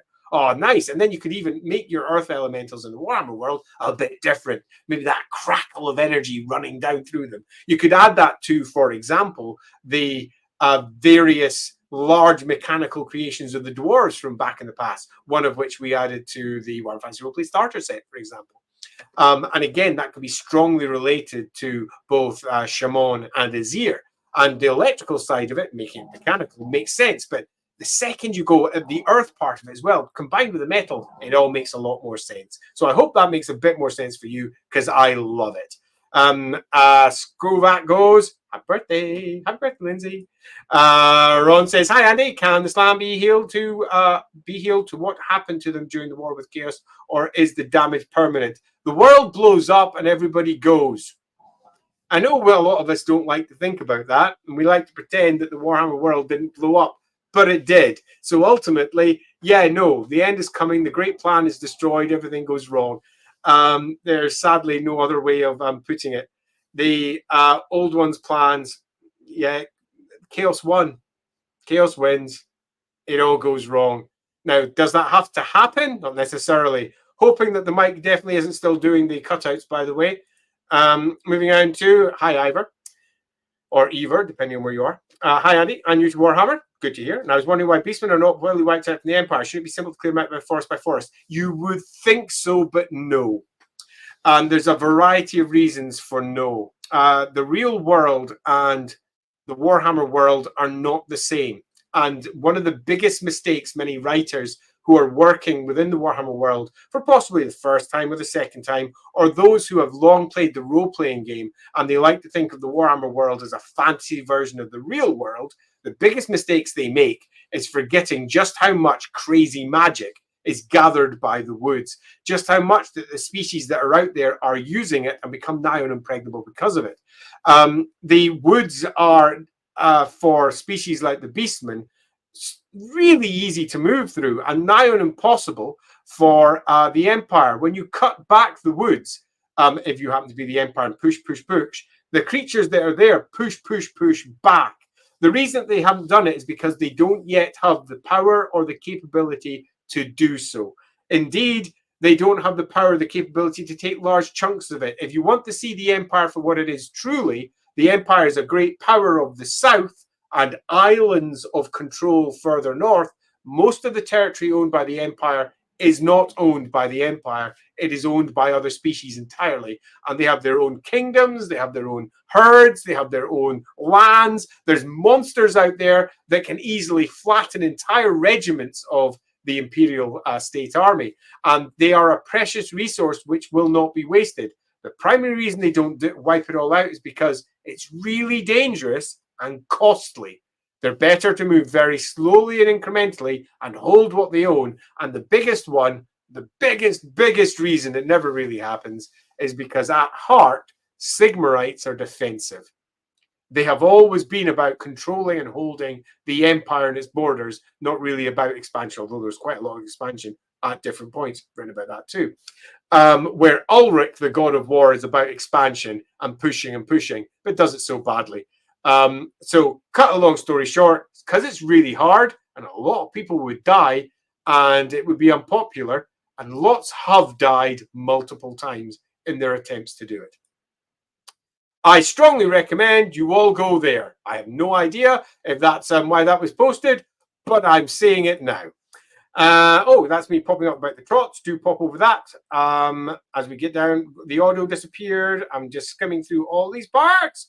As we pop over here, do you think it's possible for the Phoenix King to retire without dying? Yes. Or would that destabilize Ulthuan to the point that it withdraw credibility from the crown? No. Politics, elves are extremely political creatures. It wouldn't really matter if the Phoenix King died or not. It's all still going to be very difficult and destabilizing whenever you move from one, let's say, sovereign to the next. The 10 kingdoms are a very febrile group of kingdoms and they do not get on particularly well. That has actually been written in as rules for the Warhammer Fantasy version of the High Elves on more than one occasion, where sometimes your best character can't even be the general of your army because of the politics that the High Elves are constantly bickering between themselves with. So I don't think it would destabilize more, and to a point I kind of wish that it had happened, but I can see why it didn't, the whole concept of Azurin being the Phoenix. But I think there's lots of elven lore that could have been written in different ways anyway. But if you're just to look at it exclusively, I don't think that that would be any better or worse. But I do think that, spiritually speaking, Azurin, the Phoenix King et al. Doesn't quite work, and it would cause deep dissatisfaction from certain quarters of the various royal courts across Ulthuan. Right, so moving past our crackles, and do the Trots cavalry get called the Galloping Trots? I almost did that, by the way, but did not. What are your feelings of Malal, Renegade God? I got a feeling he came for your microphone. He certainly did. So Malal wasn't owned by Games Workshop. He was owned by the original creator, which is why he disappeared. The same with Caleb Dark. And the copyright didn't really lie with them. But that didn't mean that people didn't use it every once in a while at various types because they either didn't know or they weren't quite sure what the copyright status was. I'm not sure where it is today because it's quite possible the Games Workshop's possibly resolved it behind the scenes, and I just don't know. But I do know that when I was writing back in, let's see, when I last definitely knew. I last definitely knew in 2008, and in 2008, they definitely thought they didn't own that particular piece of IP, that it was owned by a different party. That being the case, they couldn't do it. They had a similar issue when they were intending on pulling a whole bunch of old articles up, which they couldn't because they didn't own all of the original material in the old White Dwarf articles. So there are certain articles they just couldn't redo, which is a shame. I would like to see it being reused. I particularly like the old demons that were originally put into place by, don't get the wrong Anthony here, for the artwork that was done for the original Realms of Chaos book, where they were going to be adding Malal, but it just didn't happen, which is sad. The Trots are great as they show them in Lowhammer. Thanks very much for saying so. Love the Demogryph Knights. Me too. Nice change from the dirty and low fantasy everywhere. Yeah, I mean, I'm all up for dirt eating low fantasy where it makes sense, but no, fuck that. The Trots, no. The Trots have been using demogryphs for centuries, and they've been training them for centuries. And there's a reason that Shalgri Trot looks the way she does. She's been bleeding them too. In fact, let me just grab her. Oh, it's hopefully not caused loads of crackles by me pressing things. Let's just grab her if you haven't seen Shalgri already. Are there any stories where Khorne is portrayed in intelligence? Yes, there is. I feel people dumb them down. I agree. Unbridled Rage is, in my opinion, the truest form of focus. I also agree. Also, that warfare tactical approach, I feel, are a substitute with brute. I think, yeah, most of the stories where Khorne is not seen as necessarily a brutal monster come from 40k, where, say, for example, a cornate berserker captain actually sends applause and accolades over to an opponent who defeated them. Because they recognized that they had honorably been defeated in war. And to a degree, that popped up in Warhammer every once in a while, but the fantasy side tends to be far more blood for the blood god, frothing at the mouth, making no real sense. That's been, in the Warhammer Fantasy roleplay game, tackled multiple times as various cults to the blood god, whether it was the Red Skull, or I think we added one in Ubersreich as well. These various cults were given a bit more intelligence because in the end, without them, they're never going to survive. They're never going to do anything. If you've got yourself some Ulricans that have fallen to Khorne, everyone's going to, well, die at their hands until they're killed in turn, and they turn into the frothing lunatics that supposedly they have to be. So that was undermined significantly. So in the wider use of Warhammer Fantasy roleplay, yes, they are often shown in a slightly... not always, but a slightly better light. What's your thoughts on vampires, dead or alive? I think we've covered this one already. The Chaos Gods and other Chaos Gods of the world are connected through the Aether. Yep. How do the Chaos Gods differ from other gods, given that they share connected? So this is an entire stream in and of itself, False Art. It's a good question. What's the difference between the Chaos Gods and the real gods? And I've written material on both, and they are definitely different or definitely not, depending upon which version of the background you go for. I have always been of the opinion that no matter which is true, you always write them as if they're definitely different or definitely not, allowing for all different interpretations to be there at least to a small degree, even if you are deeply discussing the one set of gods over the other. For example, in the Tome of Salvation, that was the big divine book for Warhammer Fantasy Roleplay 2nd edition. The first chapter goes into great depth talking about all the different gods and how they're real and what they do and why they did what they did, what the Chaos Gods are. The Chaos Gods are trapped away. They can't influence the real world. They want to destroy us all. They're the worst. But even in that chapter where it made everything so black and white and clear, but all in character, all from the perspective of a single scholar, one of the last quotations, which is inscribed upon the Temple of Mor in Talabheim, as I recall, is that all is chaos, There are no gods. When you die, you just go to chaos. You're screwed. We're all screwed and damned. The world is coming to an end. So the answer is that they are definitely different, and also possibly definitely not. But there is an entire stream in discussing how they are almost certainly different and why and what they are and what they're doing, because it's fascinating. And there's also quite a lot of correlations there through towards the old ones as well. What's my favorite tea? It's Earl Grey. Luigi asks, hi Andy. Hi. I saw the Sotex video about souls, that human souls dissipate after death into energy, but isn't more supposed to guide souls? Yes, he is. And I'd suggest that Sotek has only taken one version of the background there, and that is not the full story. There is multiple different styles of stories that we could be running in with here. More, for example, and his blessed servants, the ravens of Moor, you guided through the portal, and you are taken to a rather grey, limbo-like state of an underworld which is to a degree duplicated and represented also by Ereth Kail over with the Dark Elves and the High Elves and all the other elves too, because you've got to remember that mandala does represent them all, even if the High Elves try to pretend it doesn't. Souls dissipating, I would take not issue with, because it's true for some of the tales, but it's definitely not true for others. And souls maintain their integrity in other places. There's blessed servants that will pretty much never lose their integrity. There's those that ascend to daemonhood. There are a variety of ways that souls fall into eternal damnation with the chaos gods, for example. They might become demons like plague bearers. They are cursed forever to count all the diseases droning away as they are effectively now demons. They're definitely not dissipated. So I would suggest that it's much more complicated than just this, but I've not watched his stream. He might go into all of that too. So it's a complicated situation is what I would say. Right, I've got another couple of questions I'm going to pull out here. Hammond comes in and says, how many dwarves are in the world? Don't worry, the number is too short. Okay, Hammond, so first, thanks. So how many dwarves are in the world? This is a complicated question to answer because the number has increased and increased and increased over the course of Games Workshop's writings. In the very beginnings, there really were not that many in the holds. Arguably, there was more in the Empire than there was in the holds, particularly when you look at some of the demographics that they provided. However, as we moved on, the holds themselves both grew bigger and smaller. I remember doing a map for the dwarf book Grudge Lore that was written by Gav Thorpe.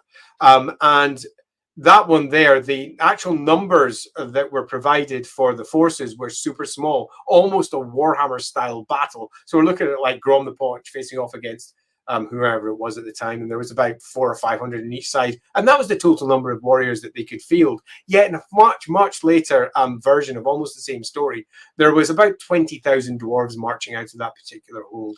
So the answer to how many dwarves are in the world is complicated and depends on which version of the background you want to go for, but you tend to find that whenever it comes to an epic battle, there's always more of them than you think. That much is certain. Well, Master Problem, hey, chat. Do you know that you can super chat now? Oh, thank you for bringing it up. And you can very question and share Andy sees your question just like this. Look at that. Woo! Try it now. Oh, you're the best, Sotek. Isn't he the best? I do love him. On that, Snatter asks, you have without a doubt reignited my love for the Lord, good sir. Yay! I would say that that's my... Oh, in fact, on that, how did that yay come through? I'll eventually get down to that comment. Yay! Because if it didn't come out very loud, I've got some twiddling to do. I'm looking forward to watching that bit later. I had a question. If it's going, it certainly is. Is there a thing as well crafted as badly crafted as Gormril, or is Gormril excellent no matter what? See, this is something that I really get bugged by. Crafting rules in general are often not well done. It's why we didn't do them for the core book in Fantasy Roleplay 4, because I wanted to add them into what was going to be our equivalent of the Old World Armory, which is a book that was released for 2nd edition. And often you'll find that whenever crafting rules come up for things like Ithelmar, for Gromril, or any equivalent, they always go, well, it's been crafted by the best master ever. It must be the best. That's the only way you can craft it because it's so hard. So thus it's great. And that just does a disservice to how shit people can be sometimes. and the fact that it's not just dwarves that are going to get their hands on it, no matter how much they greedily try to gather it to themselves. Is there going to be shit gromroll out there that has been somehow put into some form by greenskins, for example? The answer is certainly yes. And indeed, a rare artifact or two popping up that's got gromroll run through it, possibly stolen from the armor of some dwarf or an axe from some other dwarf, and all wrapped in, is definitely going to be in there. So is there such a thing as well-crafted and badly crafted gromroll? Yes. Or is gromroll excellent no matter what? No. I would say that trying to make things extremes at all times makes the Warhammer world less interesting. If everything is always perfect when it's created, that means that the dwarves can't fail. And the dwarves fail repeatedly. They attempting to do their runes, and sometimes it fucks up. Sometimes things get discarded at the side. Sometimes things go wrong. Indeed, they often go wrong. And it's the fact that they can go wrong that will give you your well-crafted or your badly crafted shit. Now, would they be proud of it? Would they want it to ever see the light of day? I think the answer is almost certainly no. But that doesn't mean that they won't get taken by other folks at certain points or found by other folks. So I would generally suggest that, yes, they exist. Right, so I'm going to be tying up relatively soon. First, I'd like to say thanks to everybody who's dropped in. You have been the best. My 10-minute stream is going on for an hour and a half. You were 100% Lord Master of Sotek. Correct. As was Lindsay. I'll go through a few more as we go down. Favorite Elven Derby celebration. I think I've already covered that earlier. Lindsay says, my favorite bank holiday is Black Powder Week. Black Powder Week. Black Powder Week is probably my favorite. I've played Black Powder Week so many times. That is a good one. Monstill, one of your characters' birthdays.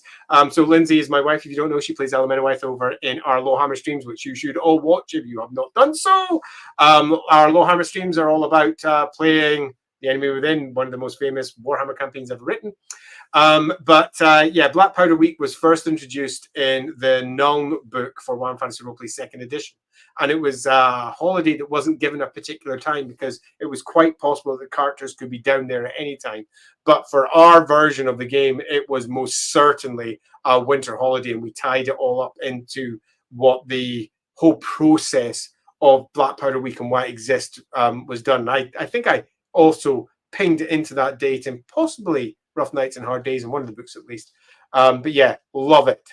I do love Black Powder Week. So, Chris says, so what's up with Lord of the Wilds? I assume it's to do with Garandar, but it can be said to be, I haven't got the rest of it. Mix of Dars each of my, yeah, so I think that possibly we want to have a nice big chat about some of the lesser lords and how they come about. I'm currently going through the talents for my game, and some of these are popping up into there. I think it might be better to drill into that in bigger detail rather than just giving some cursory details there. What are your thoughts on Sartosa? They're fine. Potential for humans and vampire coast exist in the same locale? Not really. I mean, you can. Sartosa has been detailed in a few places. 2nd edition roleplay gave it a stab in the Warhammer Fantasy Roleplay Companion, which came out in about 2006, I'm guessing. And it was one version of Sartosa. There's often a massive volcano dropped on there. Pirates all over the place. Could you potentially mix them up? Yeah, you certainly could. Is it a good idea making humans and vampires mix? Actually, you know what? Yeah, sure. It muddies up the world and makes things a bit clearer, but the Vampire Coast vampires are not. They're not the friendliest people. Milasar says, do you think the old ones generally had a plan for this world and it went awry? Or was more to that? Do you think they connect to the elf gods? Wow, that's a question. Let's keep my answer simple, given I don't intend to do it that much more on the stream. Do I think that they genuinely had a plan for the world? Now, I'm going to controversially say no. But I'm going to say that they ended up with a plan, and it was passed on. And it was understood as a plan. I'm also going to say that the big war and everything that happened there most certainly was not planned. Do I think that they had a plan? I mean, I'm also going to say yes, because they were clearly doing things. The Warhammer world was moved in its orbit. The world itself was reshaped. The continents were built and moved into a different fashion. The entirety of the Warhammer world was changed. The harmony of the spheres was created.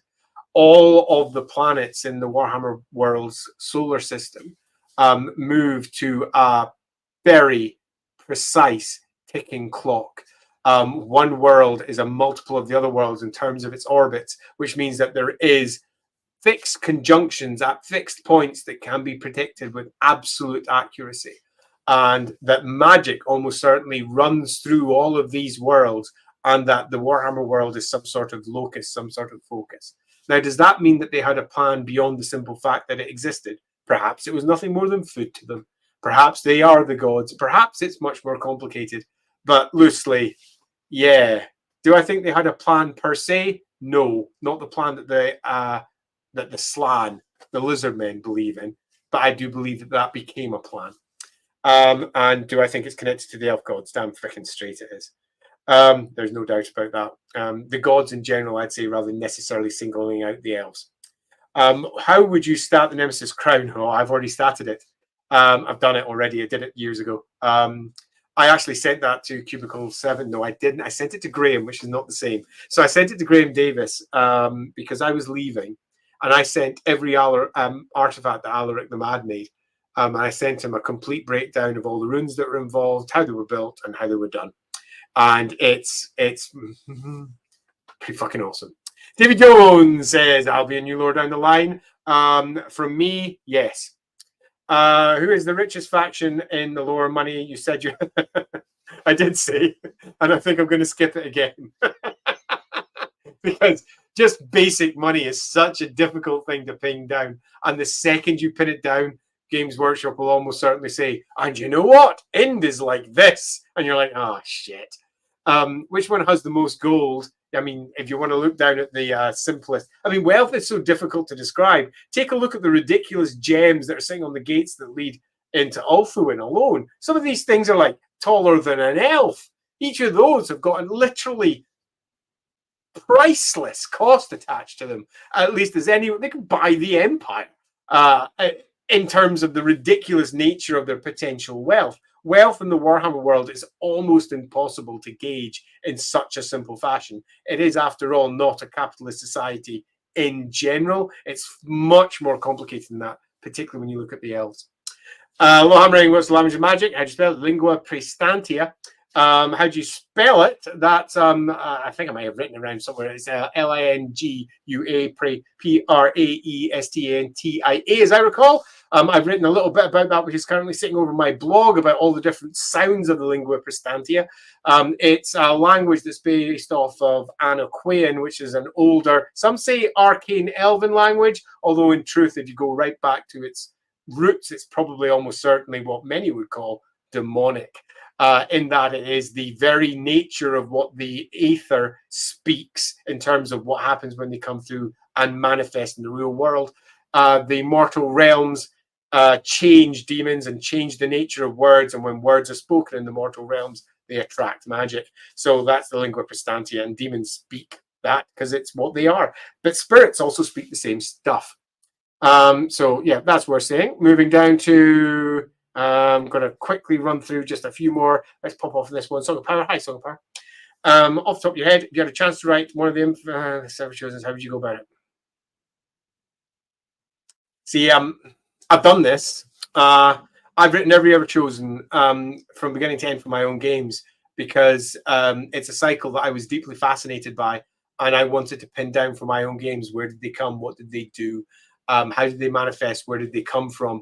One of mine came from, more than one of mine came from the south, actually, explaining why there was so few and poor tales in the north concerning exactly how the manifestation of the Everchosen went. One of them, for me, lashed down deeply into Ind through Koresh and all around that area. Massive wars at points where the rest of the old world were, and the elves were largely unaware of the worst that was occurring down there, although magic was massively waxing across the known world.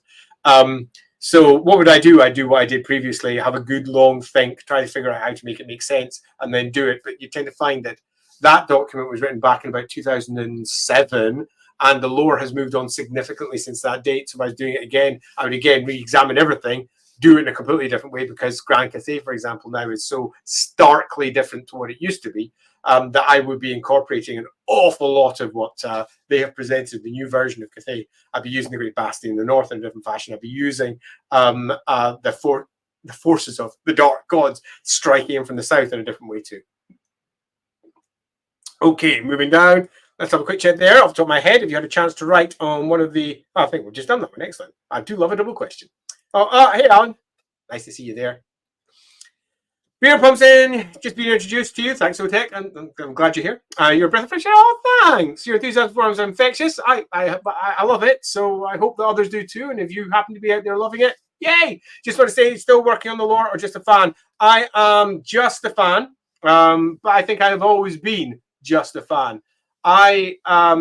Just to give a very quick history there, I used to work for Games Work way back a bajillion years ago. I worked in the stores. I got offered a position anywhere in the company. I chose the store because it was in Scotland and I was Scottish and I wanted to live near my parents.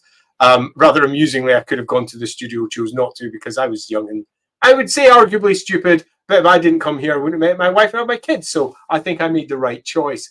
I then quit Games Workshop, worked for a bunch of other games companies, came back to Games Workshop, quit Games Workshop again, went back to Games Workshop as a freelance, worked for Black Library, worked for the role-playing game, worked for a bunch of their books, did that for a while, enjoyed it immensely, wrote a ton of books through the noughties, won a bunch of awards, which was nice. Got known mostly for doing my maps, because I did an awful lot of maps of the Warhammer world, and indeed have a master map of the entire empire, which I built by reading every single book that Games Workshop had produced, playing every game that they had created up to that point, reading all the comics, reading all the White Dwarves, and every location mentioned in all of those I popped into my master map. So I then pulled out. 3rd edition Fantasy Roleplay came out. I had no real interest in that, so I didn't even bother looking at it. 4th edition came out. I was the producer of that. I wrote a chunk of the main game, then came to produce it, did that for a chunk of time, then resigned.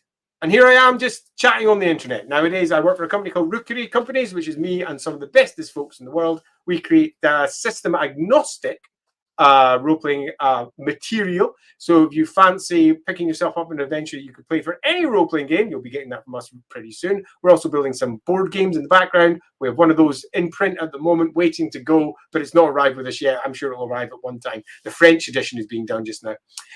Beyond that, I also stream with the Rookery once every week, every single Saturday, and we stream with people from across the games industry, taking questions with them for an hour. And we've had everything from Games Workshop's authors like Graham McNeil, like in fact we had a whole bunch of them, Gav Thorpe on as well, to games designers, to people who produce the books, to people who just write novels, to pretty much anyone if they're involved even slightly tangentially to the games industry. We bring them in and we have a big long chat for an hour, and it's lovely. We even had the Lore Master of Sotek on for an hour, and he was an absolute gem. I strongly recommend you go check out the Rookery channels. That's Rookery Publications on YouTube. Go find that. Subscribe to that, and every week you'll see something popping up. And if it interests you, watch it. If it doesn't, catch it the week after, because we have completely different subjects every week, and some of them will be directly related to you. Like, for example, if you like Warhammer Total War, we did a big stream with Andy Hall just before the Chaos Dwarves were released. We did a stream with Andy Hall as well earlier to that as well, just about stuff in general about Warhammer. Good times. So I do a bit of everything nowadays, but I'm not directly working on the lore except for stuff from my own personal games, and I'm writing I'm not actually that much. It may look like I do a lot because I put a lot up on my blog and I put things, but a lot of it's stuff that I've had brimming away in my computer for often decades. So it's more a matter of consolidating stuff and popping it up. So there you go. Hello again, Ivor. Why are the Beastmen not wiped out from there? I've already done that one.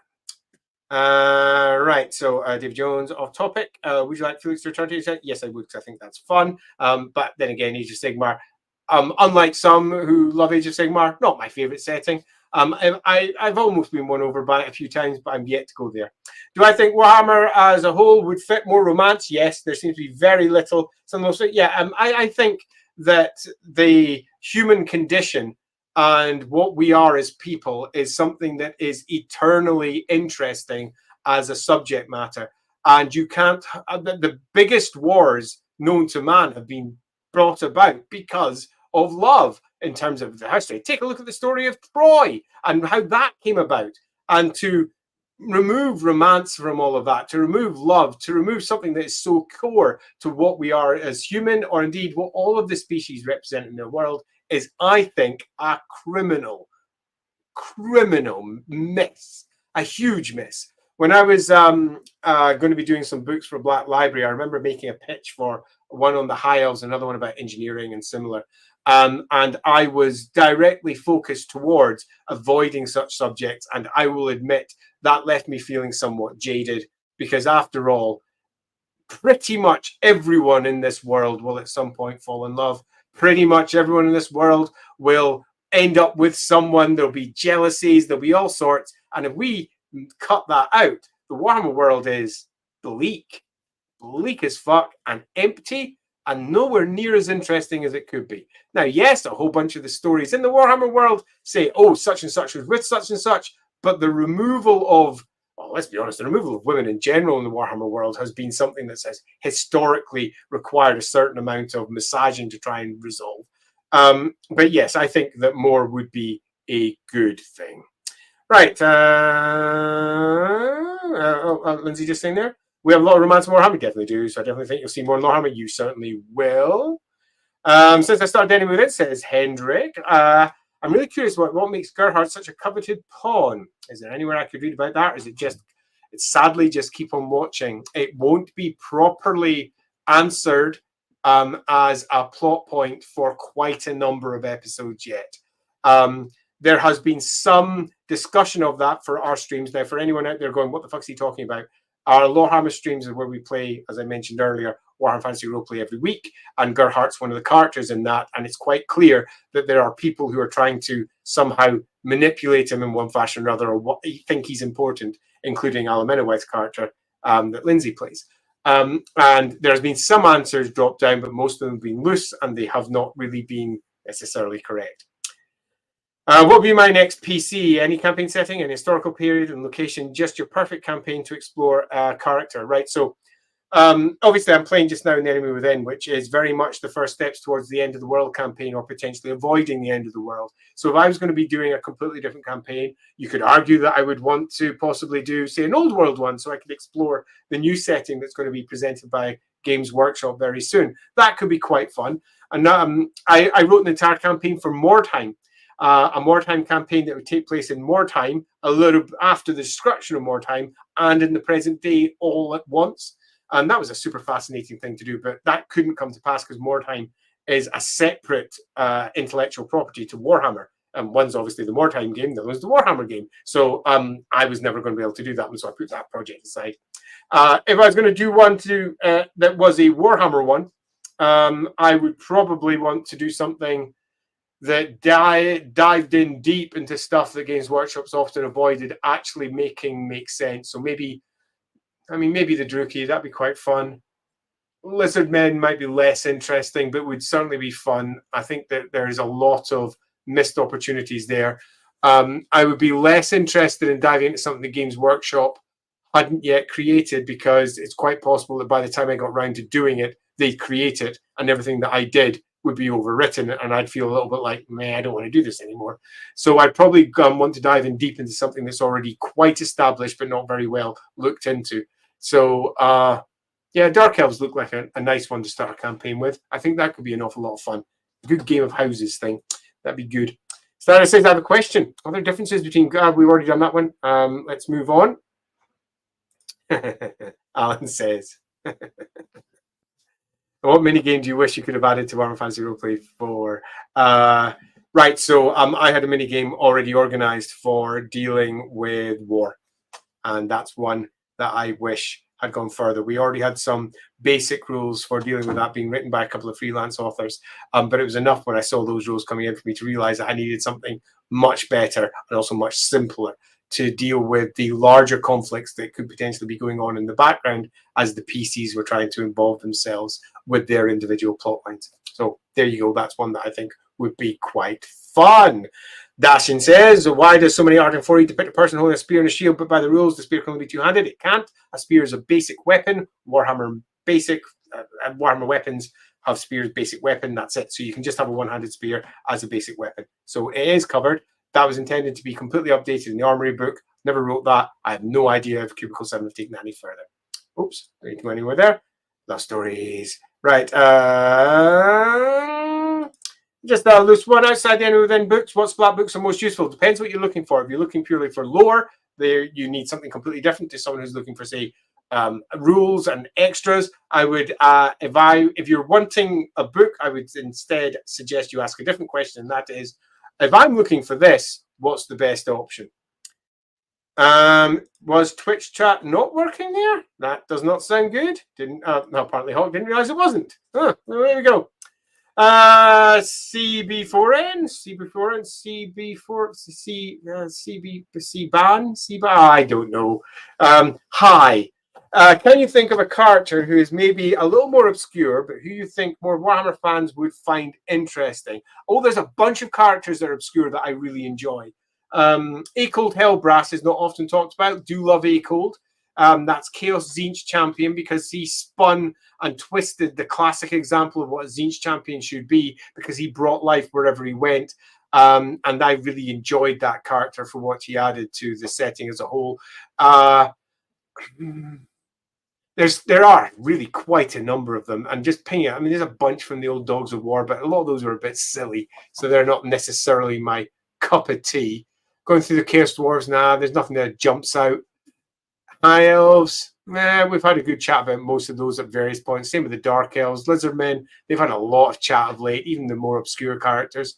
Chaos, there's quite a lot of Chaos characters.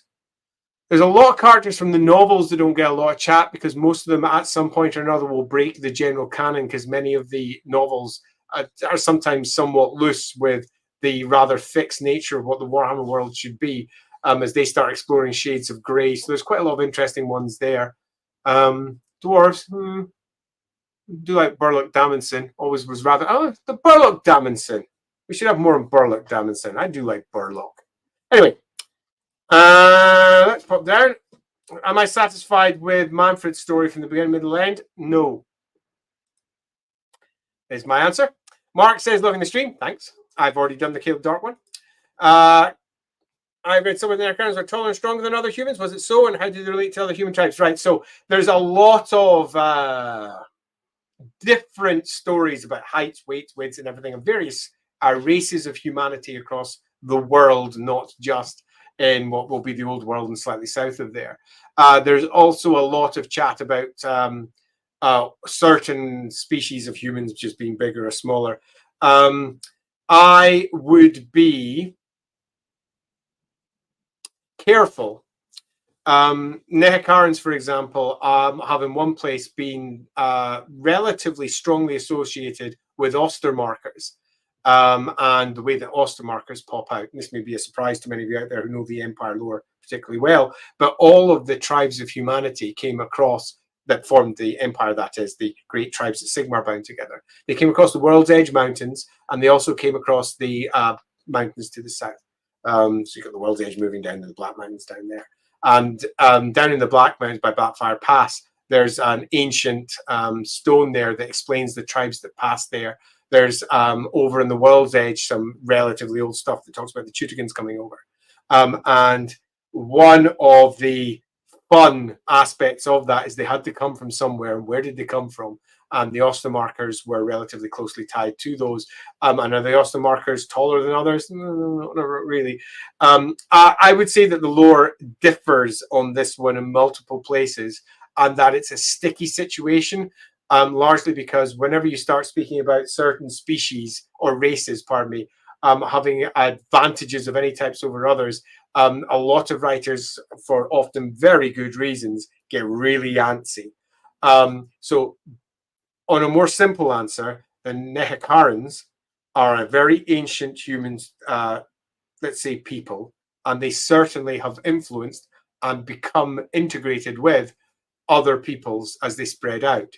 Now, did the Nehekarans form the basis of what became, say, Tylos, or perhaps the Cyprian cities in the Border Princes, or maybe the original tribes of Sigmar? Possibly. The answer is almost certainly going to be depending upon which set of the background you want to go for. I have seen and discussed with different writers different answers in this one. General Casa says, already tried posting this question. I apologize, you lost it. Stinking Twitch. I'm planning on having my party go to Marienburg, lovely place. But none of them have been there before. Okay, what are the important things to see and do when they arrive? They drive home how unique that city is. Okay, now Marienburg is detailed to an almost lovely degree by a marvelous book, Marienburg Sold Down the River for Warhammer Fantasy Roleplay, first edition, I believe, first published by Hogshead. One of my pals, James Wallace, was the publisher there, and he streams with us over on the Rookery. A nice way to plug the Rookery streams, Rookery Publications. Get thee hence over there right now and give it a quick follow. Also, give us a quick follow here. What am I saying? If you're not following us, follow us now. But anyway, that aside, got to get a little plug in.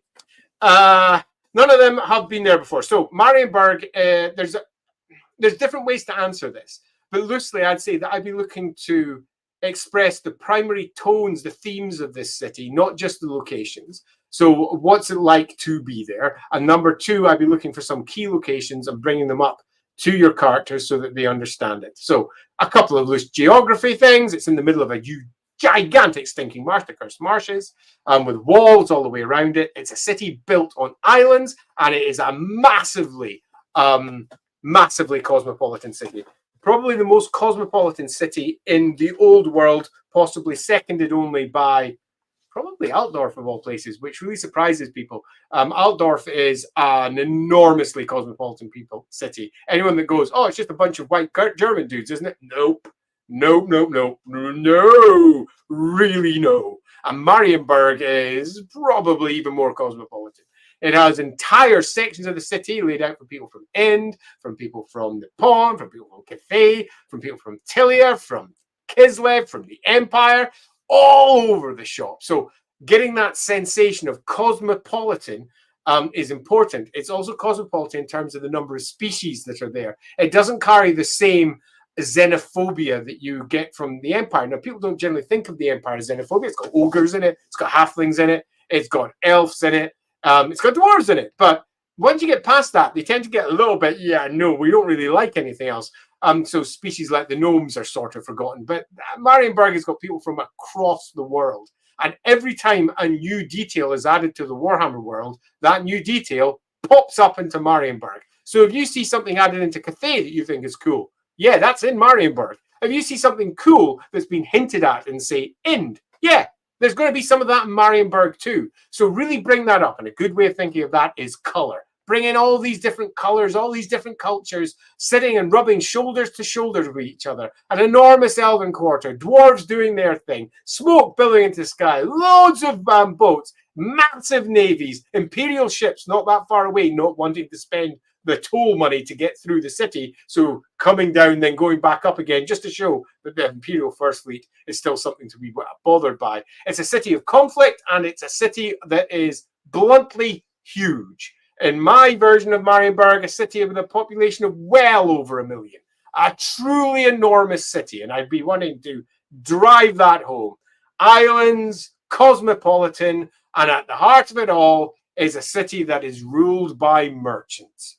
Money makes everything work in Marienburg. Heinrich, the god of merchants, is arguably one of their most important gods, alongside Manan, the god of the sea, and I'd be really wanting to bring those to the fore as well. It's an exciting, vibrant, very dangerous place, and it's going to have street food unlike anywhere else in the world, so get them nomming down.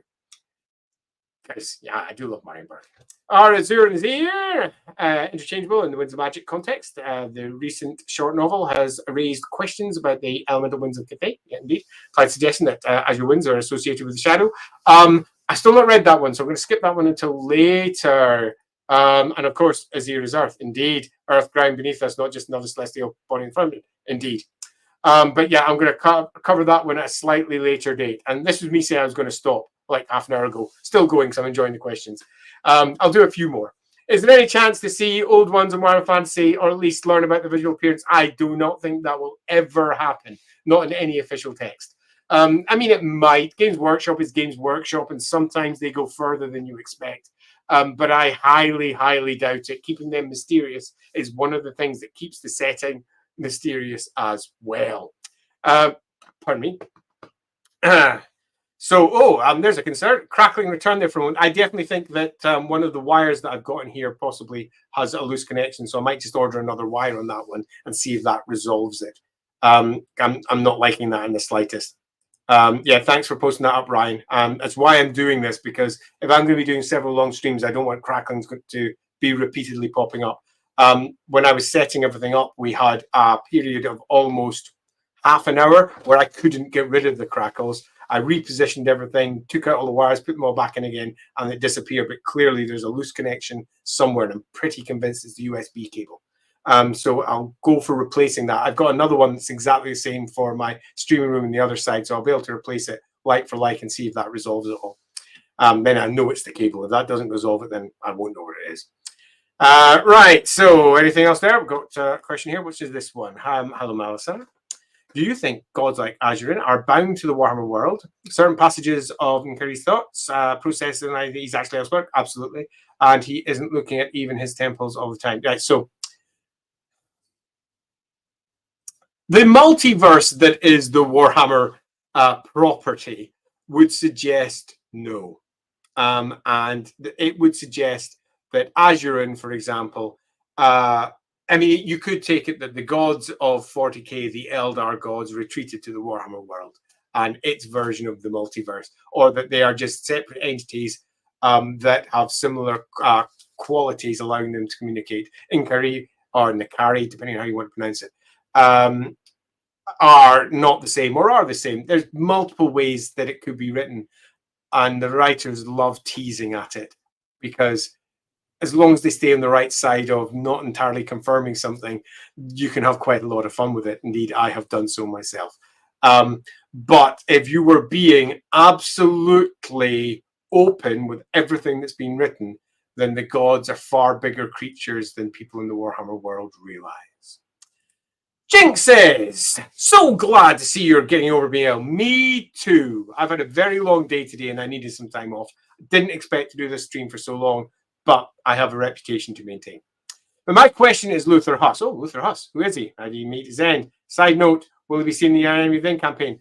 So I'm going to leave this one and not answer it fully, because he's already influenced my Enemy Within campaign and he will almost certainly pop up in there. Watch the Winds of Magic video. I'm glad to hear that's still loading. Does every lore of Magic fit in the color wheel? There are ultraviolet infrared colors. Yes, there are, which humans can't see. Please use this ID and send a check to the grey light. So first, the color wheel, as we understand it, is not a representation of real light. That's the first thing you've got to get over. It is a representation of understanding magical powers that seep across the Warhammer world. And the minds that see it associate colors with that, because that's where their visual spectrum lies. Now, this inevitably leads you to go, but surely some species in the Warhammer world can see significantly beyond the human visual spectrum. The answer to that is yeah, they almost certainly can. Now, most writers don't make much of a fuss of this because it's hard.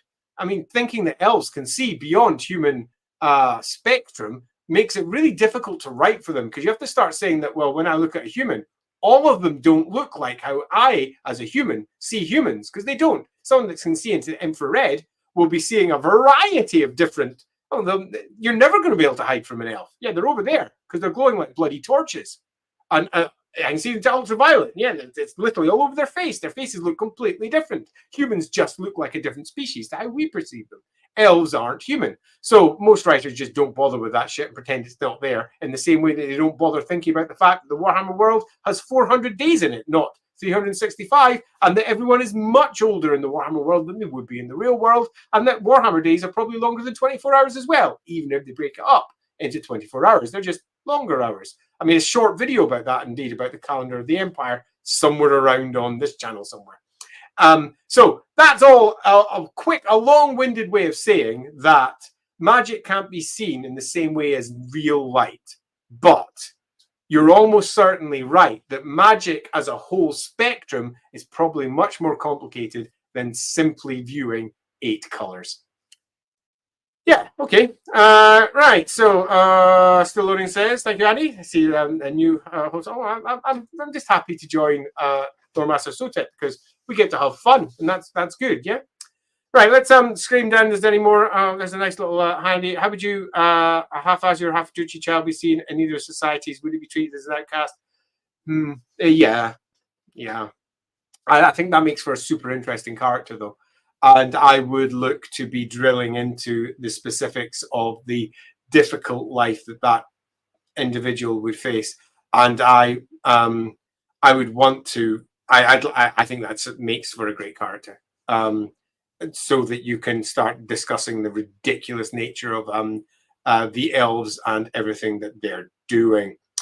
Okay, anything else to say? There's a question here from TBST1215. Can you reach a point where you can command the winds by sheer willpower alone and do not? Yes, absolutely. The winds, there are 3 separate senses on top of the 5 senses we understand them. One of them is your ability to channel, and channeling is manipulating the winds effectively with your willpower, but it's not really your willpower, it's your sense that allows you to shape and move the winds of magic.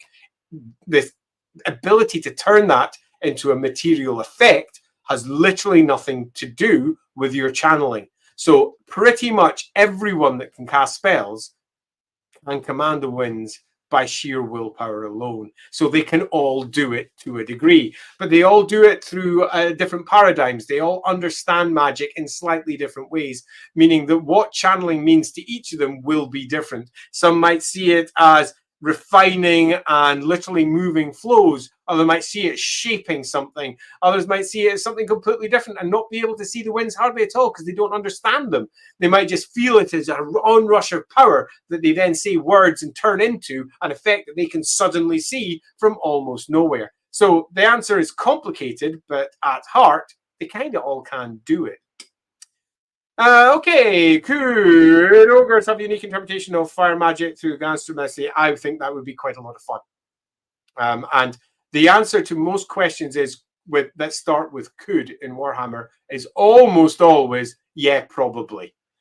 Because the second you say no, you know that someone in Games Workshop will say, I can make that work. I mean, I've done that multiple times. I got told that I couldn't make a Wood Elf Nurgle cult work, so we added one, and it was a really cool one too. Right, so any more questions? We've got around. There's a quick one there from Jinx. To have Leopold bump into Luther Huss and have him learn some battle prayers or get some. I'm not saying that they've already met already, but maybe. Zorkdork says, brand new to Lowhammer. Delighted to hear that. I hope you're enjoying it. On episode 6, oh, lovely. Loving the deep lore. We do love our deep lore dives. We can't help it. I do enjoy it. I've just done that one already. Let's see if there's any more questions in there. There we go. Is there a Loch Ness monster in Albion? An equivalent? Yes, there has been. That's been brought up more than once on multiple places, and it's always funny. Hoggley says, I don't remember what I said specifically, but it mentioned that Leopold either knew or met Huss. Correct. I think it might have been one of the earlier Bergenhafen episodes. Oh, I missed this one coming in. Alb Jovi. In fact, perhaps a good place to have a little stop. Hey, Alb, thank you very much. Question about Felix and Ulrika.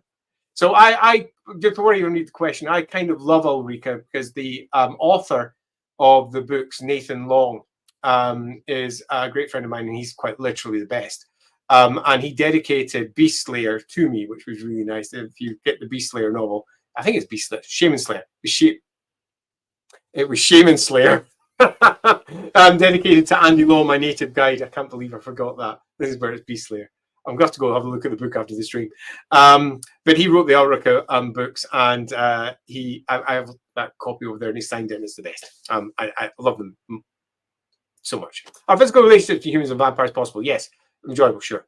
Would it feel like relationships to humans are different? Love your work, Andy. Right, so this is a complicated question because vampires have been written in different ways at different points. I'm going to draw upon one of the most famous starting points for vampires in the Warhammer world, and that was Genevieve, depending on how you want to pronounce it, from the Kim Newman novels. That's Jack Yovel's novels.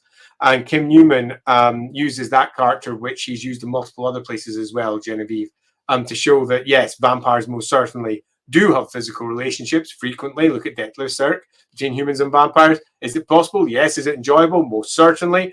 Would it feel like relations between two humans? Not quite, but yes. Different, definitely. Love your work, Andy. The way he presented was very similar to how Anne Rice often developed her vampires for her Vampire Chronicles. And he moved not in the same place, but in a similar way with Genevieve. But he also presented vampires that were completely different, that literally couldn't, that were quite beyond the realms of even considering any form of human intimacy. And that has been a founding point that's never really moved on. Lamians, for example, are often far more touchy-feely in terms of how they're often presented than, for example, let's say, there's quite a few different options. Necrocs, for example, where the Karsteins almost similar. They're gothic tragic heroes as well as being horrible Dracula representatives. They're a nice mixture of the Tzimisce vampires from Vampire the Masquerade, mixed up with just Dracula stereotypes all over the place. Pretty much every vampire stereotype you can have is there, and vampires are known for being sensual creatures. So, loosely speaking, the answer is yes, absolutely, and that's probably the best way for it to be too. I'm just going to bring up CB4 as well there, and thank you very much, CB4. Just as a thank you for the great stream. Oh, thank you very much. Discovery through SoTech, as others have, and greatly enjoyed the experience. I read it as CB4N. Thank you. Actually pleases me that I know, because I hate not knowing how people pronounce their names. CB4N, CB4N, CB4N. I'll remember that. Right, so I think that's a good place to stop, because you were all the best. In fact, let me just bring up that one there. You are Savings There dedicated to you. God, that's so awesome. Yeah, it was. That book is one of the best shows of Terrifying Beastmen. Yeah, it is that one, because I had a long discussion with Nathan about how Gotrek and Felix could move through a certain section of forest and get their way down to, as I recall, it was Castle Reichgard. And for those of you who are in the UK and are of a certain age, you may be amused to know that the Reichsguard were almost certainly taking their name from Rightguard, the antiperspirant. Now that's a bombshell to end on, isn't it?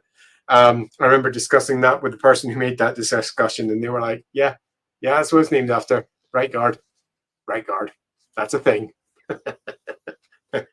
I can't believe I'm laughing at that so much. All right. I think that's a beautiful place to end. So I would like to make an enormous thank you to everyone that dropped in for my little test. It wasn't entirely successful because we got cracklings. So I'm probably going to have to do another one. I'm going to be streaming on Thursday, where I'm going to be doing mapping. I'm going to be mapping, continuing my map of Callaghan. Now, if you haven't seen all the mapping streams that I've done of Callaghan, it started with a Rookery stream where I did a tutorial for how to do a particular type of city map. I then used that tutorial to start Callaghan, which is one of the most important and least known cities in the Reichland. And we've been building that over 15 streams so far. This will be the 16th one. And it tends to be a mixture of deep dives in the lore, chats about what would and wouldn't work in individual places, big long discussions about how we could just make the place cooler, and everything that I put into the map is decided by the people who come into the stream itself. So it's not built by me, it's built by everyone that comes into the streams. If you love your lore, I can't believe I'm going to say that you should watch them all, because the first video is a 7-hour video. I didn't move for 7 hours, just sitting there mapping away, having fun, discussing how we're putting it together. But if you're a fan of obscure lore from the Empire, you're going to find that these streams, these 15 streams, are filled with so much obscure lore that you might be surprised at just how much you can talk about inside one tiny little city in the Reichland. It's going to be a lot of fun. So I'm going to be streaming on the Thursday, and I'll probably use that as my second test. I'm going to have a big, long twiddle around with all my setup here in the hope that it's okay. I'm also going to listen back to this stream, but probably not all of it, because 2 hours, 16 minutes now. And I'm going to determine if my setup works and if I lose too much sound by moving off to the sides, or whether I need to be just sitting like this all the time and barely moving. It's going to be interesting, because I've purposely made I've got a really big, stretchy boom, so that I can get it all the way over here when I'm doing the mapping, because I want it to be down by my screen down there. You might just see it there as I twist things around. So yeah, my screen down there is where I'm going to be doing all my mapping, and I need this mic to get all the way over there, so I put on a giant boom, so hopefully that'll work. So other than that, hopefully some of you will be able to make it over on the Thursday. Well, we will be doing test number 2. And other than that, we'll see you on Saturday if you want to come down and see the Rookery stream, where this week we are discussing, we're discussing Gothic architecture and how to use that for horror games. not just Gothic architecture, just architecture in general, how to use them in your horror games. That'll be a lot of fun. And we have the stream this Friday, continue on Lawhammer, and on the Sunday we have a stream with Lore Master of Hotech, where we will lore the Hotech. Oh, I apologize. I've gone all elven. Lore Master of Sotek. I can feel him hanging me now. Lore Master of Sotek, where we will be discussing what looks like is likely to be Nagash. But if you don't want it to be Nagash, get over there into the voting stream over in his community tab over on the Lore Master of Sotek YouTube channel and vote for, well, if you want something different, probably the elves, the elven gods, and how they work. I don't think the Empire is going to win that one. It's quite low down. So other than that, thanks very much. I will see you all later. And I'll bring up a quick thanks for your time. Thank you very much for being here. Oh my gosh. I know the Rights Card one is quite a thing, isn't it? I enjoyed this. Thank you. I really enjoyed it too. Thanks, Ramak. Ramak? Yeah. Mr. Moore says, Kurt, how about Bright Marshall? And Great Fate ends with thanks for the stream. Can't wait for the next 10-minute chat. I know, a good old 10-minute chat. And with that, I'll see you all later.